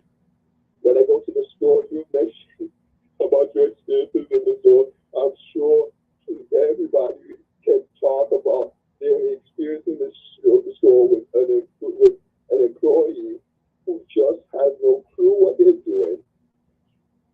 Yeah. And affects the service that they give you. There's no way you can escape this if your community is putting out students who or graduates who cannot follow instructions simply because the school did not make them do it. Didn't hold them to be able to do this. And finding ways for them to graduate without having to do this. Well, and retail is such a large section, and they really not concerned about their employees other than if they show up on time, show up and do the job, and so they don't really care about their comprehension or whatever, and really the less they know, the better for the employer. Exactly. More likely that they will stay there, and they don't have to train somebody new when they graduate and go off to another job. But yeah, especially at some of the late hours, our students are working in something clear that the employers, some of these employers, aren't concerned about this. And the thing is that they don't have to be because we have to go shop in their stores anyway. Yeah. So the cashier wasted our time or not, they aren't worried because they're still collecting the money. Yeah. We're the ones who should be concerned about it because it's our time that's getting wasted with a person who cannot follow simple instructions and cannot, realize some simple math abilities, as you were saying, in terms of, having to count each one or instead of doing, multiples. We're the ones that pay the price. And so therefore we should be the ones demanding better education. Yeah, because that's the only choice we have. We don't have a choice to go to a different store. We don't, even we can complain to management about something, nothing changes because, like I said, we ain't got no choice. We got to come back to the store tomorrow anyway. So the main change that we have to make is with the education system, that we can have better consumers, better workers, better employees, better everything. And that's the education. Yeah. So everybody, the next time you go into a store and you have a bad experience and your time is wasted, that is the importance of a good education. That everybody, the average student, is getting a good education. So yes, we have to go to our system and get wonderful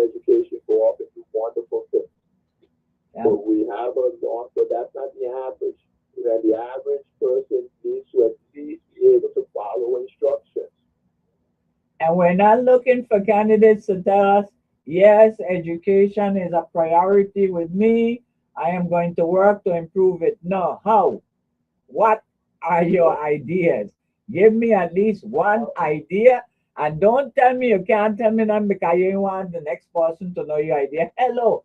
As long as it's benefiting our community, it don't matter who the hell brings it. Yes, yes. Give me an idea as to how you're going to do it for the average person that at the very least, they come out with the ability to follow instructions. How are you going to back up the teachers when they try to get the students to do this and not side skirt this? This is such a basic thing we need out of our education. The least of anything we need, and one that can be done. It does not Yes. take a genius Yes. to get children to follow instructions. Yeah. It just takes being, what's the word? Determined and Yeah. committed to it. Yeah. Yeah.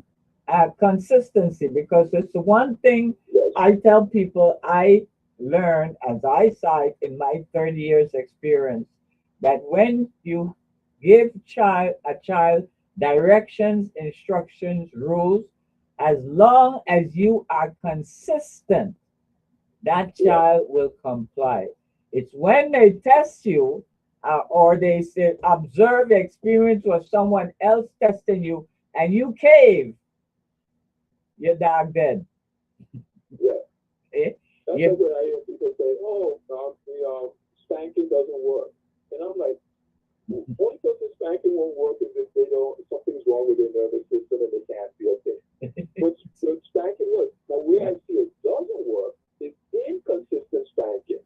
Yeah. Where a parent spanks for one thing this day, 2 days later the child does the exact same thing and they don't spank them. Yeah. And so yeah, the child's gonna be like, okay, I got a 50-50 chance, I'm taking it. You know, you have to be consistent Yeah. with it, and then you also have to do it properly. You Yeah. know, if you do it when only when you're embarrassed for your back, then the child doesn't say, oh well, this thing I'm doing isn't wrong. It's just whether my parents is embarrassed if I do it in front of somebody and embarrass them. That's what they're spanking for, the embarrassment, not for the act. Yeah. You know, and so you need to be consistent and you need to do it for the right Yeah. reason. Don't accept any excuses. A rule is a rule, regardless of the person. Right. And you don't have to also go all out. I also see parents doing this whole thing and they're spanking the child for like 2-3 minutes. You know, after a while, children's memories are not that long. After a while, after the third swat or third lick, they long time forget about why they getting spanked. All they do are concerned about is for it to end. That's all they're saying. So going beyond and going all out is a waste of time. And in fact, it detracts from what you're trying to get them not to do, because as I said, they forget about what they did. All they're doing is they get this kid and they want it to end. Yeah.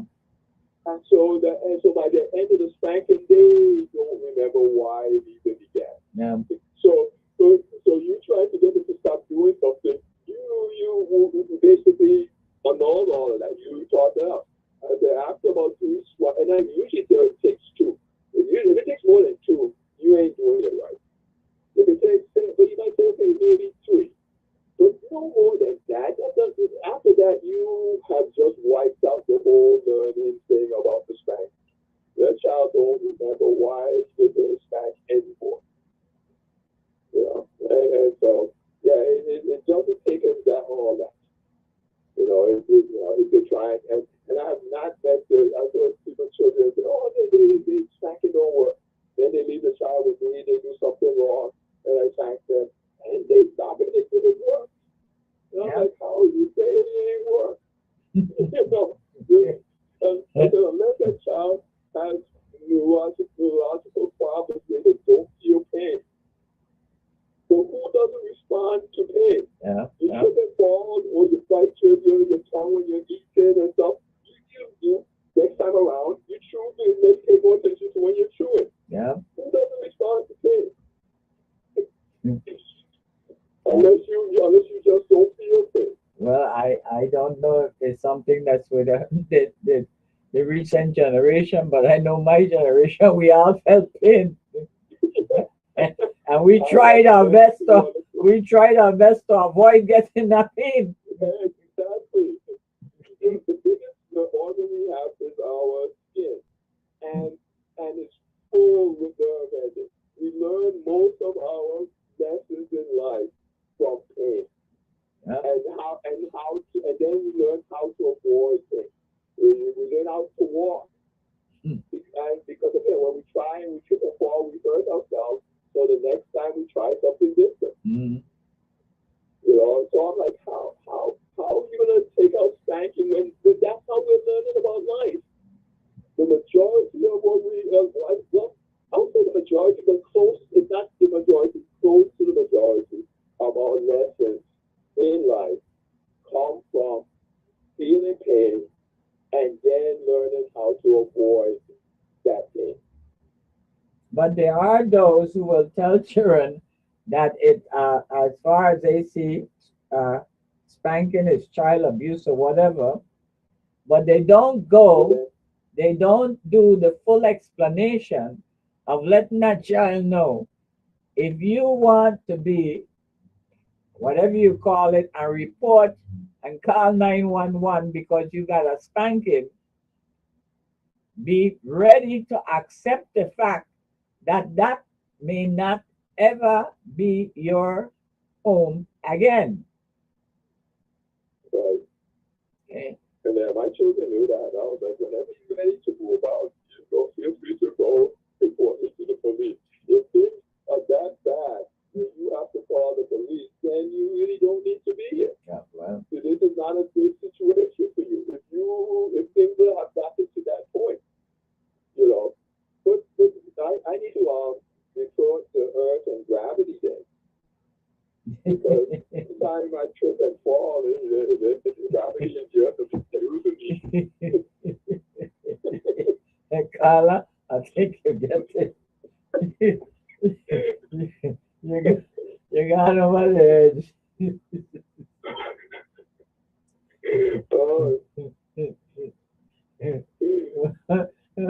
At any rate, we covered a lot of ground, and I I know people may have been listening, but I said to myself, I hope they get in the point that we've been making in this conversation here and there as one, the importance of education, um, uh, two, the importance of being honest and speaking up, and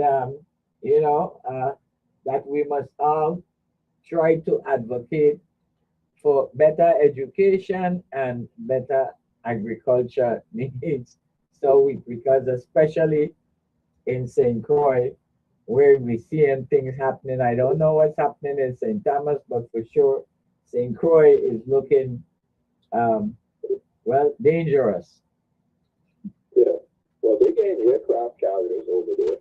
So I think they should be getting a little hint too. Yeah, but they ain't got no man camp.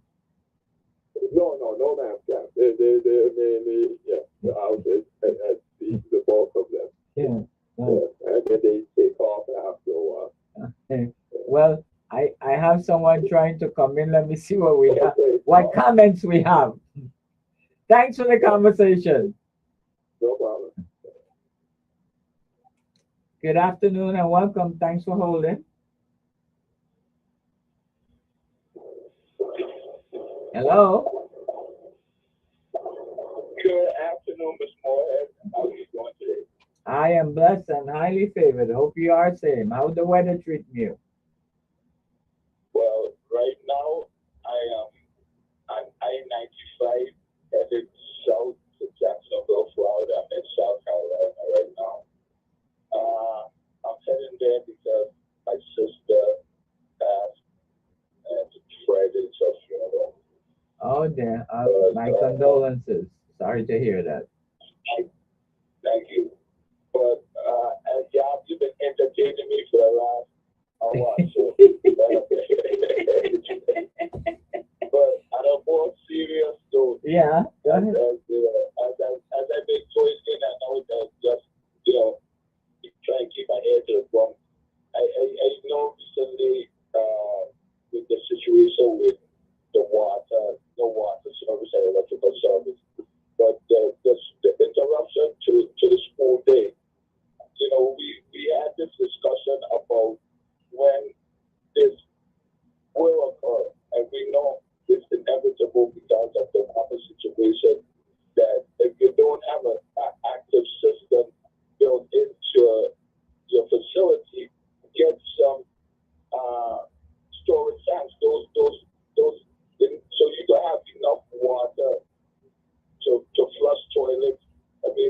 you need to flush toilets. People wash their hands. That's for hygienic purposes. But they have water to do that.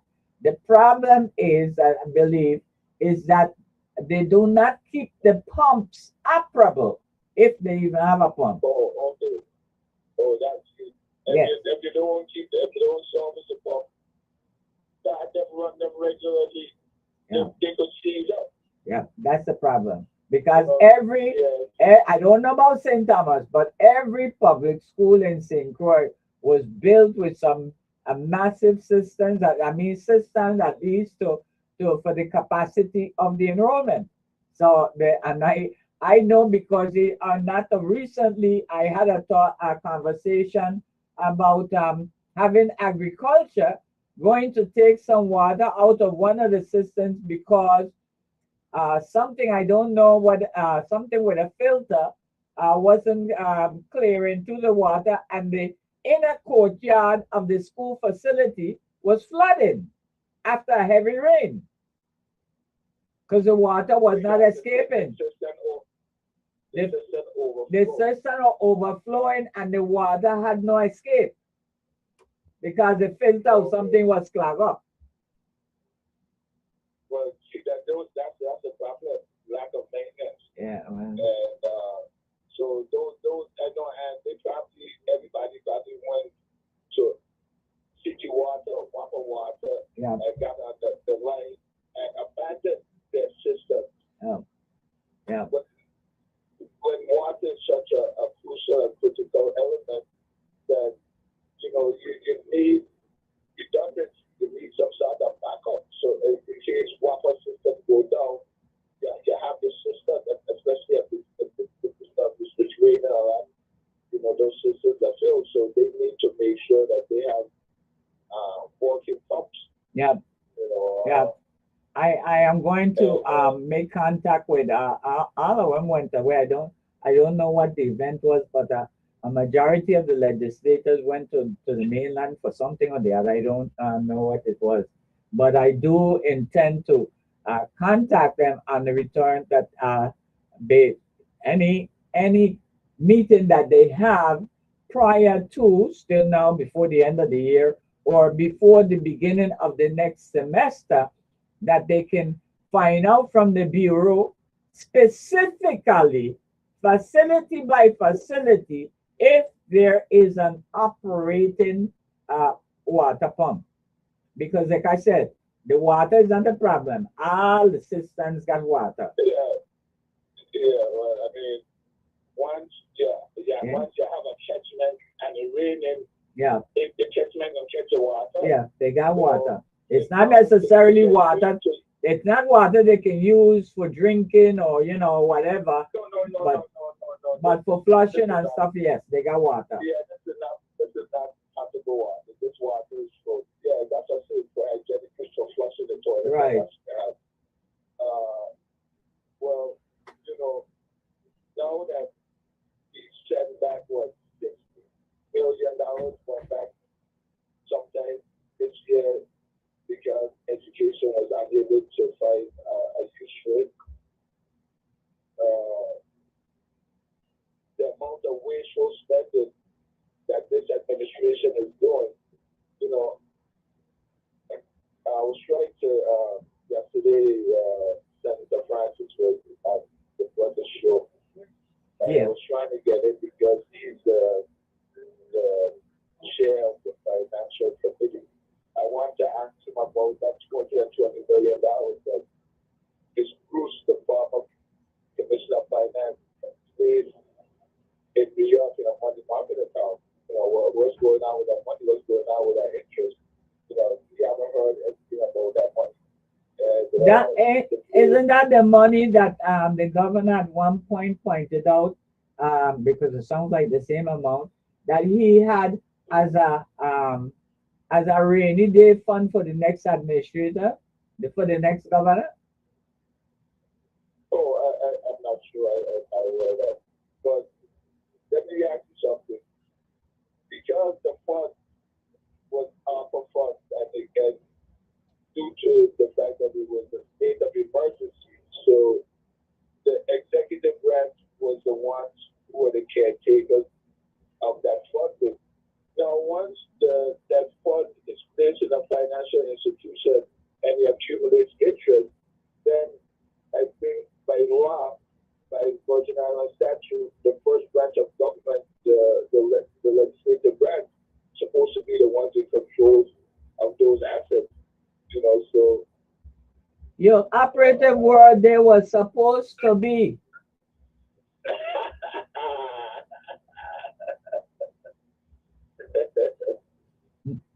oh,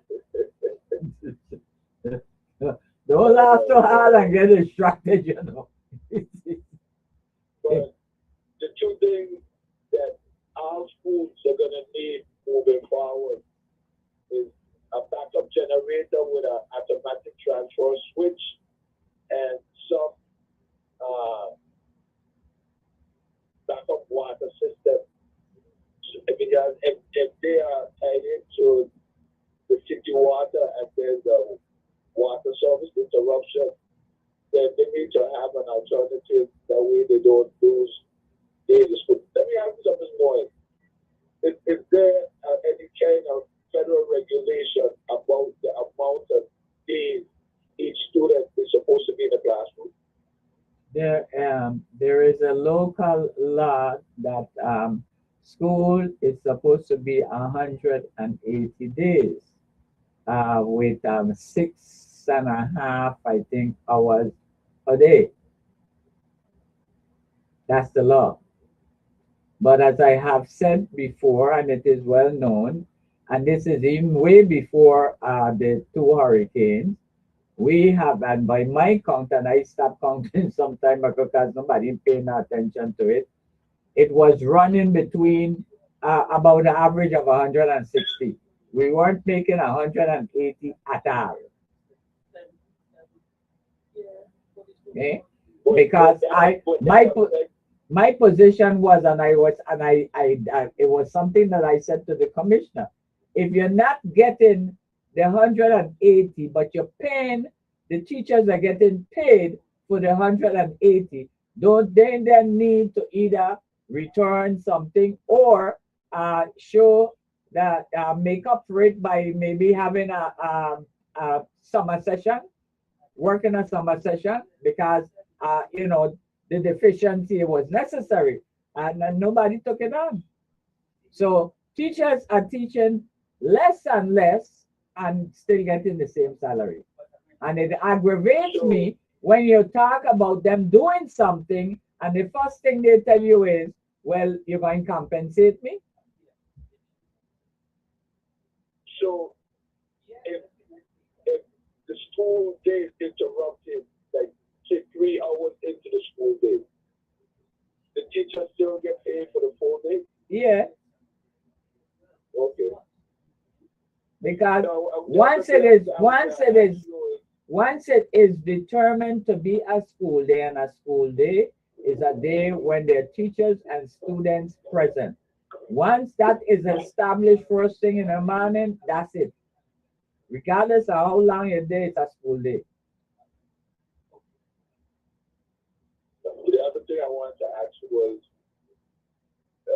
if they're not adhering to the mandated amount of school days that they have to be in the classroom, would that affect the school accreditation? That one I really don't have an answer to.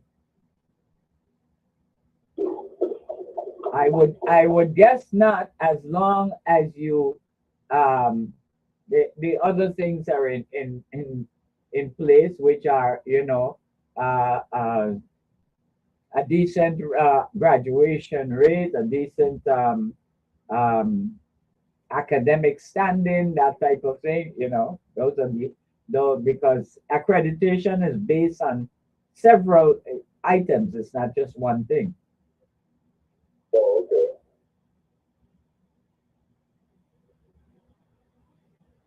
Well, I guess we got we have the issue with the parents holding the classrooms anymore, since we have in the pipeline of teachers coming from Ghana. You must see. You must see hit. You must see hit a cold. You hit a cold wind and it frees your brain just now. And so I just found the tool this morning when I was driving through Virginia. The whole place full of smoke on the ground. I saw it in Pennsylvania because my daughter just drove over there and yesterday she was showing me the pictures of the snow on the ground. And it was, I think she said, 3 degrees. Some ridiculous degrees anyway. Yeah, well, yeah, we've been having some cold weather. In the lowest it got the other day was 18. It was in the 20s, that low 30s. Yeah. We ain't got no snow yet in the city, but it went straight from summer right into winter. Yeah. Mild, sunlight, and a breeze. I hear you. Well, yeah, it makes no never mind when you have a president that when you get tired of the cold, you just fly home and go on the golf course. And I hope and I'm praying is that we don't invade Venezuela. Well, you better you better get a congregation to go make that prayer with you, because once you done establish the largest aircraft carrier in the region, after hello, anything can happen. Yeah, well, right now you have China and Russia back in Venezuela because they are allies. They do business together. So, anyone, America, China, Russia. Well, the thing is, though, Carla, it is the U.S. fault. No, what business the U.S. got it? Why did they use it? Okay, you don't telling lies because the pills, the drugs that you say you blocking, that ain't where it coming from. So stop the line. Why you put gun in the area? Because of the oil. Yeah. All of it. So the supporters who are from big oil, they want to get into Venezuela. And China and Russia ain't get it. Well, they know right now Venezuela got the largest oil reserve, even though it's that hard, that's sweet food, but oil is oil. Once you have the ability to refine it, yeah. And then plus Russia wants to be able to get a foothold in the Western Hemisphere, seeing our army now with Ukraine, NATO, and everything else. So I just say, anyone, no conflict, because that will put a big hamper at the whole Caribbean region. As far as tourism, first of all, that's a bread and butter. The other thing is, yeah, we're gonna soon see the reaction in the I would think in some drop in the arrivals.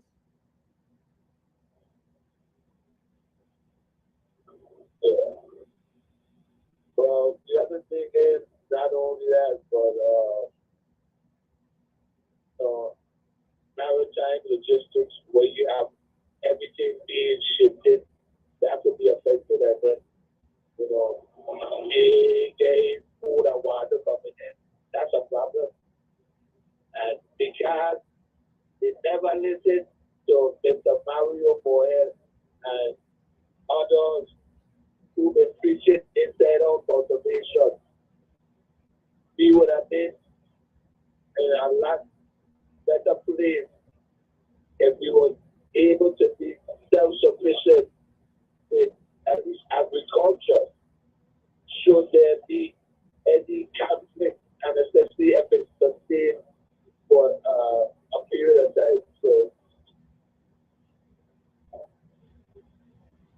Well, this is what I was saying to the other caller about the fact that uh, at some point, it might be within these 3 years, we might see ships not coming or less ships coming. But his position was the ships will come, it's just that the items will cost more.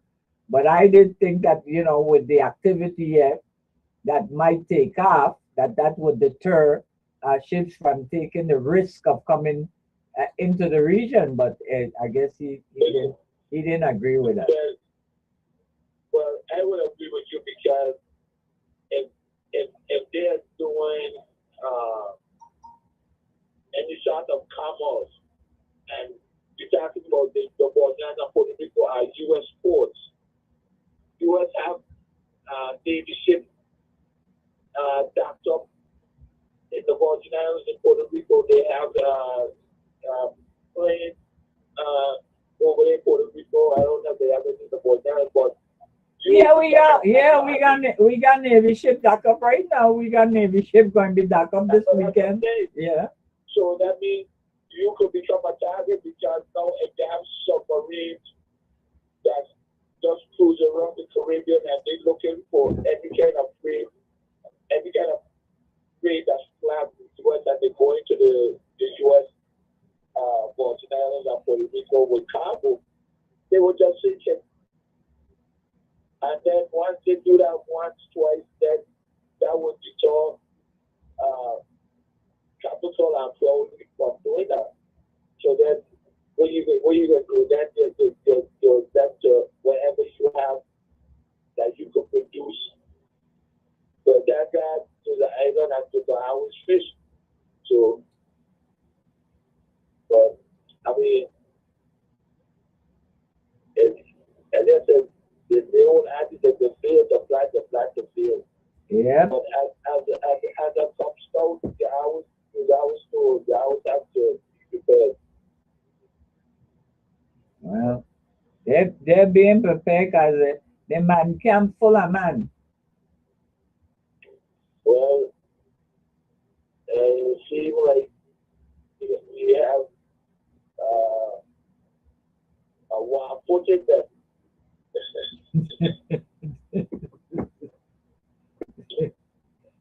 But I mean, the governor says it's good for business. And our business should be thriving now. The taxi them, the food back them, everything should be making money. I don't know about that, but it's up to you.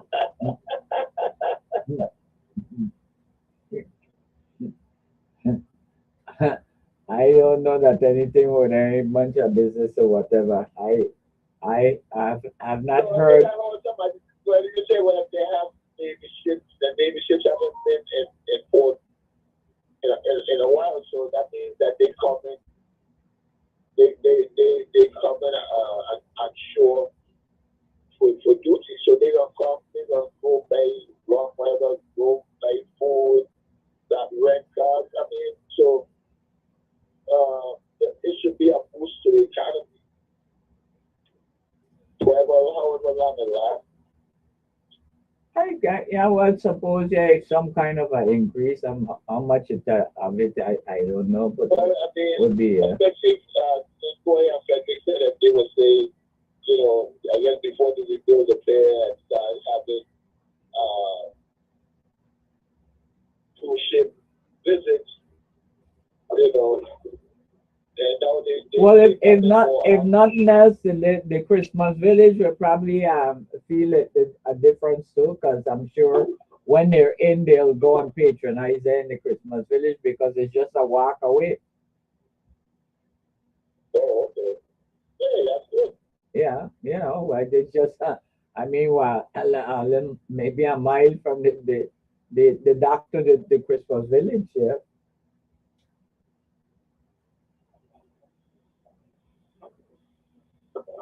Well, I guess Governor Blair, do you know what I'm about? What kind of bang you talking about? Well, he went, and he went to Costa Rica. So to start, I guess, business relationships. Then he just went to the motherland in Ghana. So I should be doing all kind of trades. You remember when? You remember when? And I think that wasn't it? Who it was that went to Taiwan? Taiwan. Yeah, you remember when a bunch of them went to Taiwan? Came back, come something? You talking about the senator? I'm talking about the executive branch. No, I can't remember what governor it was with that man, Mr. Weeks, who does always talk about investment and then yeah, all of them went to Taiwan. I mean, and like Mr. She said, and when they go to these places, they are just starting to rip back Waco, Donald Trump. I mean, they go to Seafair every year. I mean, what idea have they initiated from all of these forums to make? Well, all that is producing now is whatever it is, and that's your side of the place there. Whatever it is they're talking about to happen down sub-base and Crombie, where the sub-base redevelopment. Yeah, exactly. With the cruise industry and Port Authority. Yeah, that they said that will fixing up for your retirement, whatever, I mean, no. So the children them said. Okay? But I mean, the main fact that a group went to Taiwan some years ago, and you don't remember, is to tell you, well, what happened with that trip. And the same thing, they're going to be the same results with this one for Ghana. Same thing. Couple of years from now, I mentioned somebody going to say what trip that was. But Ghana is an executive nation. Why did he go to Burkina Faso, Mali? These nations that now have thrown out the yoke of neo-colonialism and now, have gained financial independence and are doing for their people. Why you didn't go to see because you're missing the connection that was slightly mentioned, which is the chairman of the EDA, Mr. Kevin Rodriguez, brother lives in Ghana.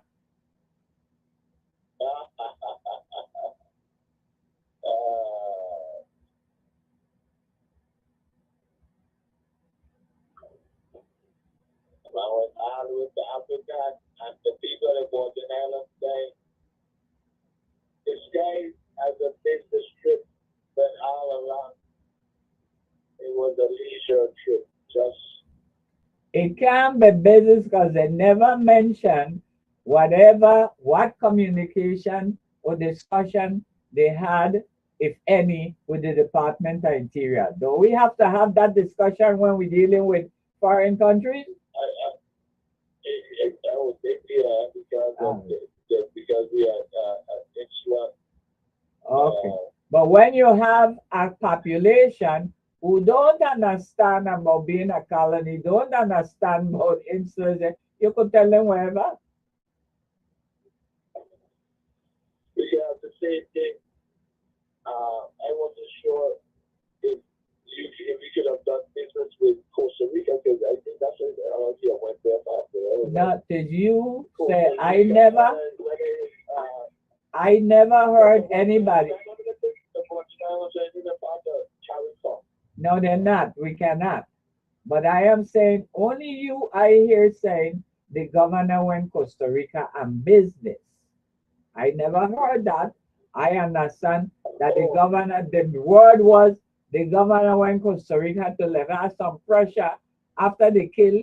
He self-insurance plan.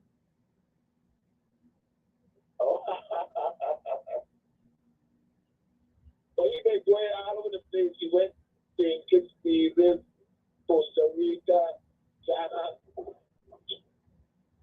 Hello. If you could have go free up. With all the things that you going outside of the territory, you would think that everything is running silky smooth because heritage, you in Ghana, you know. When the man won re-election, he plainly said, you know, he ain't got to worry about pleasing nobody no more. And we see it's obvious he is pleasing himself. So why you wanna film a documentary of yourself if you don't care? Because you're pleasing yourself. You want everybody to remember you.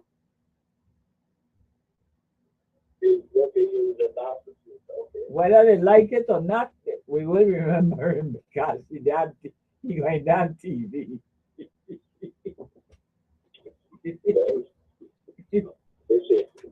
With all the things that are coming over Epstein right now, he does what he said, and now they just request. I think they just end up the subpoena that just requested some information from born and raised Attorney General.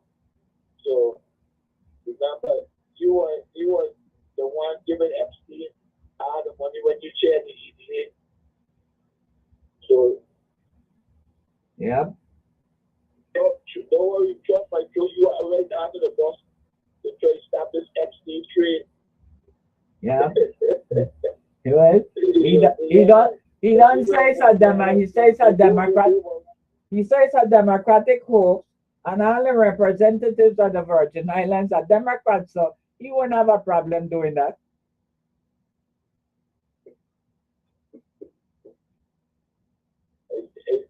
I see they had the delegate at the hot seat with the Epstein thing too.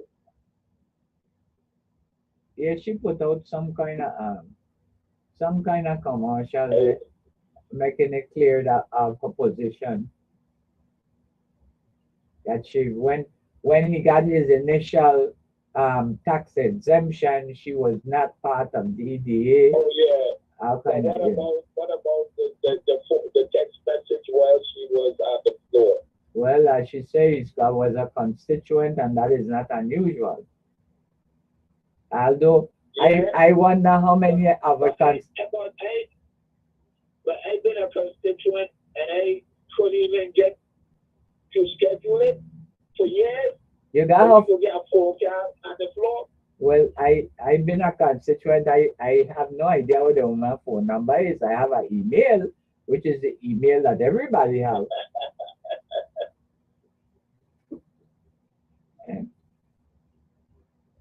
But hey, that is her position. Okay, that is her position. I think the opposite is what telling me. I ain't too sure. I don't want to spread the news. I think they were telling me she was going to go ahead in the 2026 electoral cycle. Well, that's the rumor, but nobody, has anything definite as yet. That is the rumor. Okay, just like there's a rumor that what's her name is going to run for her position, former Senator Saru. Well, people didn't want to jump the gate yet. They want because I'll have to take between now and November, even in August, to the primary August. So. But I mean, they're gonna start. If they don't start jumping, they're gonna start because January right around the corner. We know January, February, March, April. So. Yeah, like I said earlier, the holiday seasons that I remember is when you'll have people discreetly whispering to their associates, their friends, or whatever, of their plan to be an aspirant or whatever. That's when you usually hear from, especially if it's a position such as governor, because this is the opportunity when all the St. Thomians come over to St. Croix, you know, for the village and the parades and whatnot. And particularly the legislators from the other district, and that's when, you know, then they start to see about making the contacts with the Crucians they think they need to be affiliated with.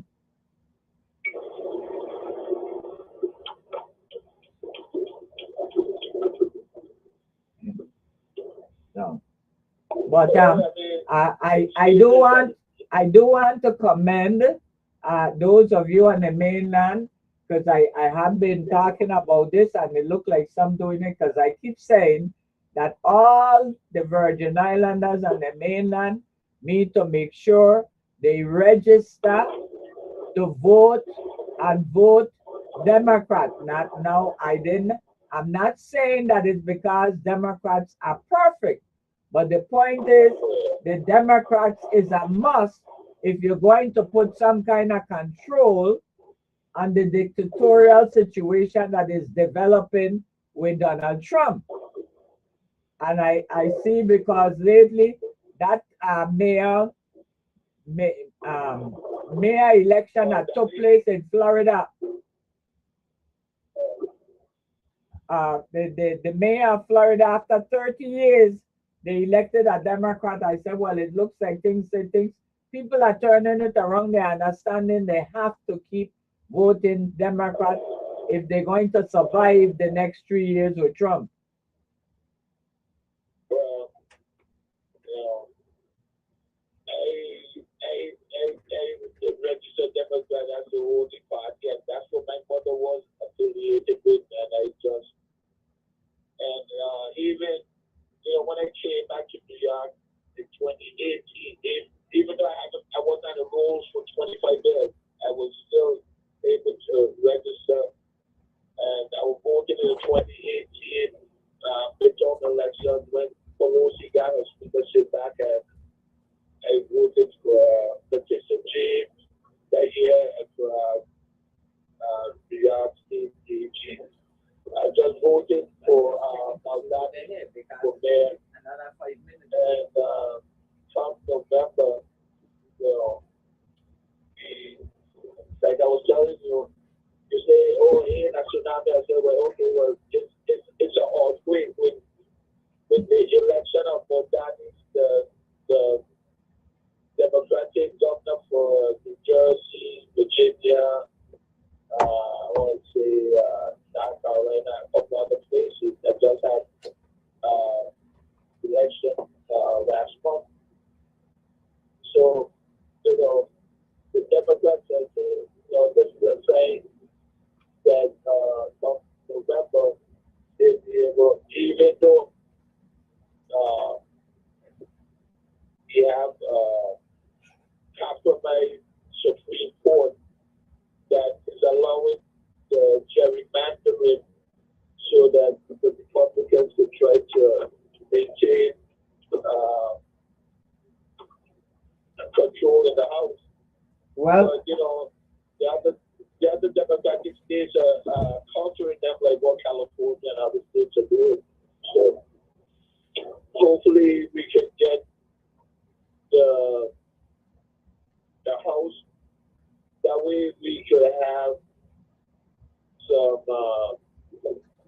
well, and the Senate, because if not being able to compete in a re-election, what is happening is a lot of those Republicans who are just disgusted with the lack of performance, are leaving and leaving space open for this is because that is what they're saying now, that it's even looking possible for the Senate because people leaving.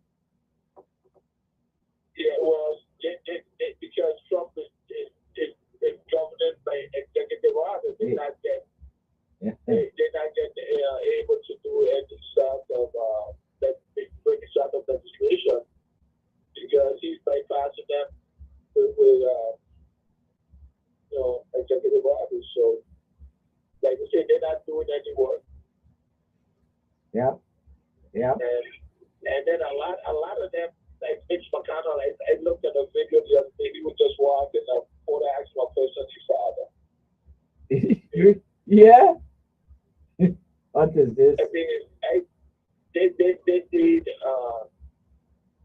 age restriction, limitation, just like you have to be 35.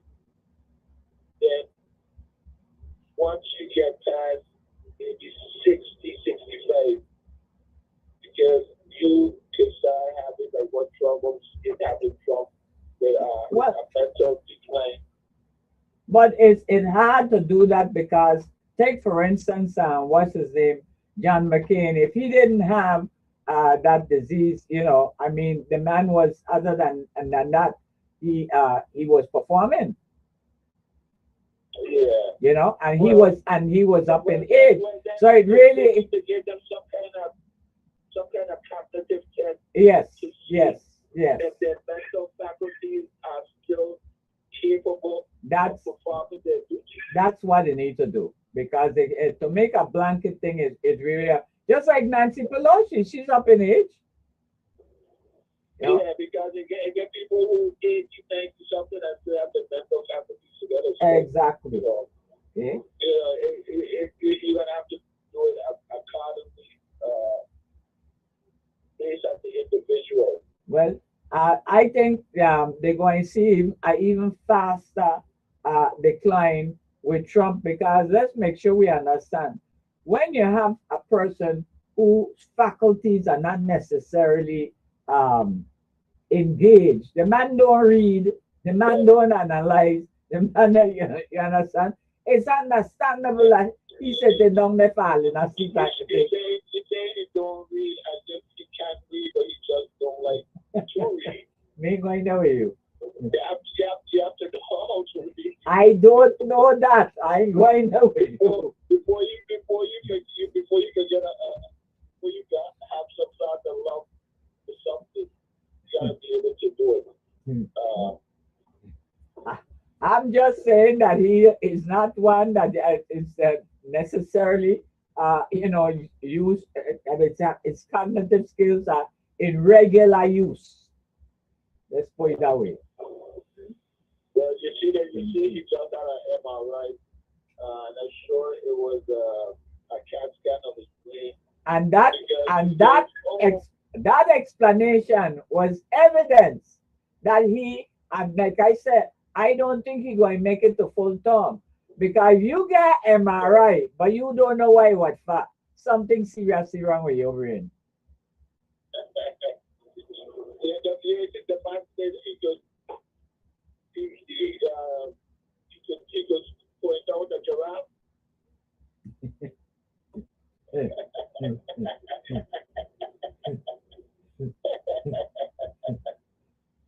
If I do the difference between a giraffe and a kangaroo. I mean, uh,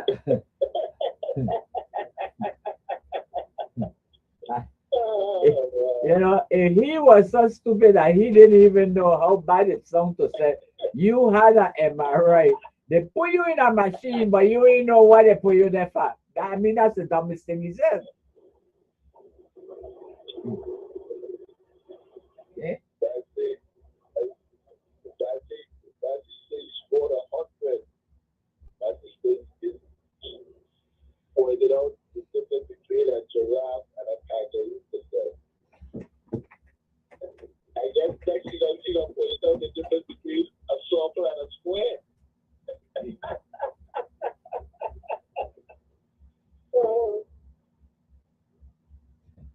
Yeah, well, hey, I I wish them all the best. But you continue. I wish you the best. Be safe on your trip. But I come to the end of my Wednesday afternoon. You drive carefully. Don't get in no accident. Oh, Okay? yes, I'm taking my day outside. And Thank you. I'll hear you again. Uh, No problem. you take care and get home safe. Yep. And we'll talk again next week. All right. All righty. Bye-bye. Bye. And folks, that brings us to an end of another Wednesday afternoon. Thank you for listening and have a beautiful weekend.